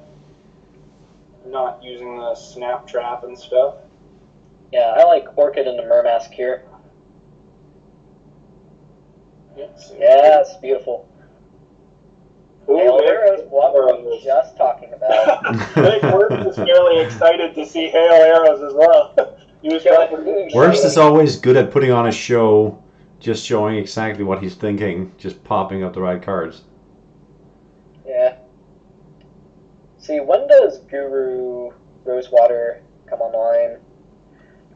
As soon as next turn, like if he played it now, he could play Guru into Hydrate, but then Guru's spell would be stranded and stuff. So. Yeah, you always want to get the spell off. actually head in the clouds. That actually would have been insane, because it would have been like Hydrate into Canny Mask if he had gone for the Rosewater, because he had the plus from Orchid as well. Yeah. This is already coming up pretty strong. I imagine next turn, yeah. I feel like next turn for sure, you go off, you can Canny Mask into Windweave. Into Sky Aura, possibly. Is this the Freud deck? This looks a little more like the Freud deck than the Swapgo. Oh, yeah, it's literally just Freud's banner deck. He, a lot of the Fox Fingers, unlike Dog Pound, we actually have lives, so it's a bit hard for us to be here.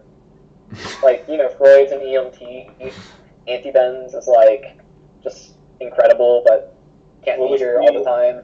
Worf's YOLO this and try to just go off in the face of this Tridra, or like commit to the Seal of Doom Hail Arrows to be safer? Will this convince him to waffle his big payoff turn? He's considering. A really smart play from Gina Reno, though. Honestly, I would Guru, because you can still hit your Seal of Doom with the cost reduction. Yeah, I do think there is a lot of value to go for, and you're not straight up dead. Yeah. Yeah. Candy Mask will find your Hydrate.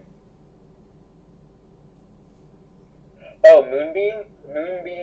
Or, yeah, Backstab. Oh, what? Brutal. Yeah, that was exactly what he needed. Show me the Windweave. I think it's got to be Hail Arrows here. Yeah. Just commit to it, don't risk it. Yeah, well, I mean, you could redraw it. We're gaming today. Oh. Here's Mask. Oh, yeah. Oh. Sorry, I was being too... What? Okay, Sky Aura, Moonbeam, go. Play something. Worse, play something. Play. Yeah, there's numerous... No! He did this himself. Well, okay, he can... He could salvage. Why didn't he salvage? He needs it for the combo. Yeah, that's true. You really do. He had so many answers. There's still no arrows. It's fine. It's fine. Worse is I mean, it's not the worst, but it's just... He could have cleared and he would have... Worse is not pleased. That was really playing Lady Luck. Yeah, there was a minor misplay there. He could have Skyward first for better odds after Hydrate, because he wouldn't have had as much overdraw. But other than that, I don't know. I would have done any better. Yeah. I think overall this was still definitely the right play. Like, looking at it, suggesting the Seal of Doom into Hail Arrows play was basically sacrilege. Honestly, though, he's got like all of his cost reduction almost, and if Guru doesn't get slapped down, which probably is, but yeah, he's gonna pump those snakes. I wonder if at this point you just YOLO into the enemy's face. Like, I really think that trading down Guru just guarantees that you lose. Like, that's okay, but I really don't know if you're trading into Guru at this point. Like, they still need... Yeah, I guess he is. He can still push... Oh, no, yeah. Yeah. Excellent. That's actually really good, yeah. Although Confuse Rate did allow those to be discounted. But yeah, this is like... Oh, I thought that other thing couldn't... This is a little finicky here, unless he just has lethal. If he had like a 0-cost salvage in hand, that would be lethal. He doesn't have That's lethal. how stupid banner combo is, but he does not. Just Hail Arrows 1-punches. You don't need 1-punches versus an aggro deck. You can also... Let me check Gina Reno's guard units. Oh, what you could do is you could go Burb. Gina Reno's packing Flame Phoenix. Burb Head in the Clouds 1-punches. Yeah. Seems pretty good. You leave the little 3/3 alive, but yeah. The Pirate's Axe is helpful. Supersonic is also good. Yeah. Yeah. So it'll be unstealth by 1-punches. strikes me as odd to think that there was a time where stealth could only be broken. I mean, you even work in the hail arrows there, and you can keep the fly guy.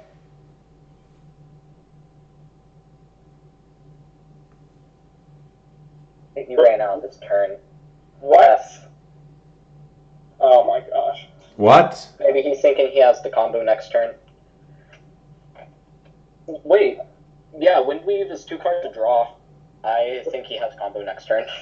But I mean, why would you risk it? He's dead now.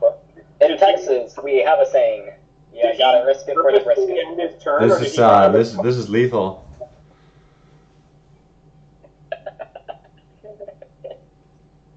No, Werfs just messaged me. He lost this turn. No, I can see it, yeah.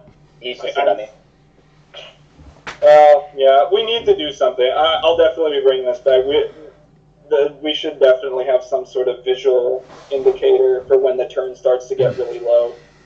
I mean, technically, you have it in the background with like the moon and the stars, but nobody's here for sightseeing. What? I think Werfs can still salvage this. He's still okay. Still salvage this. Yeah, play it long. Did he deliberately not attack with? Don't play Seal of Doom, Werfs. Wait, he had lethal. I missed lethal. Oh. I guess I don't know. I didn't see it. But I mean, did he attack with the Trailblazer? You're gonna have to salvage now and Windweave to draw your overdraws. Pick up your 1 punches. You don't need 1 punches. What do you just salvage? You don't need 1. You don't need 1 punches. Because it doesn't give you extra damage unless it's worth trying to cheese with the glitch in the game, which we patched out.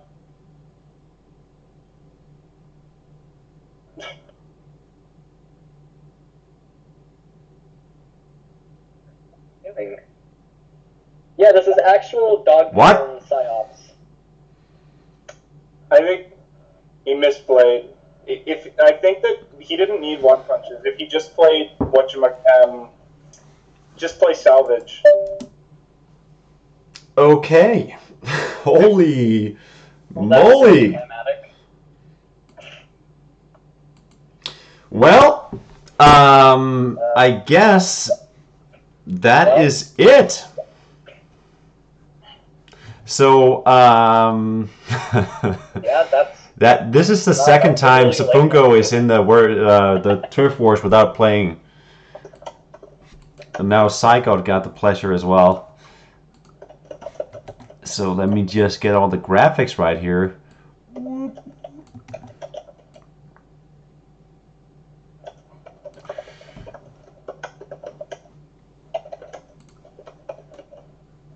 Okay, so I know who I'm promoting, and I know who I am kicking out. Hey, Werfs totally had that game. Like, that wasn't on Werfs. Really. Alright, so Swapko going On that, I think. 3 wins. No, 2 wins, 2 for Gino, for Grandpa, and 3 for Gino Reno. Wow, that is amazing. That is some effective and brilliant dogs. Let me just get the graphic here for you. Let's see what we got here.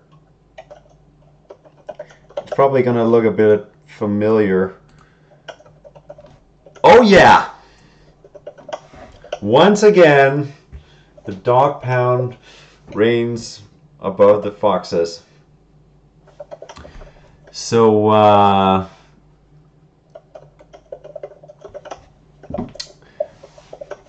feel like it got a little silent on the fox side here.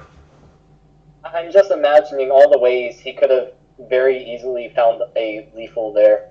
Because he could have played salvage, or he could have gone salvage, sent for a key, he would have overdrawn his hand. That actually is fine because Windweave is 0 cost, he would have gotten the banner, and then he could have just played out the salvage, and then he could have attacked. I mean, I imagine that, like, the stress. The Werfs' headspace was probably mine. I would never have been able to pull that off properly after basically thinking I was about to die or whatever. Yeah, I mean, it's not like we put him there like a mole or anything. Huh? GoodDog, after our second tournament game where we both kind of just died at the end, I've tried to steel my nerves a lot.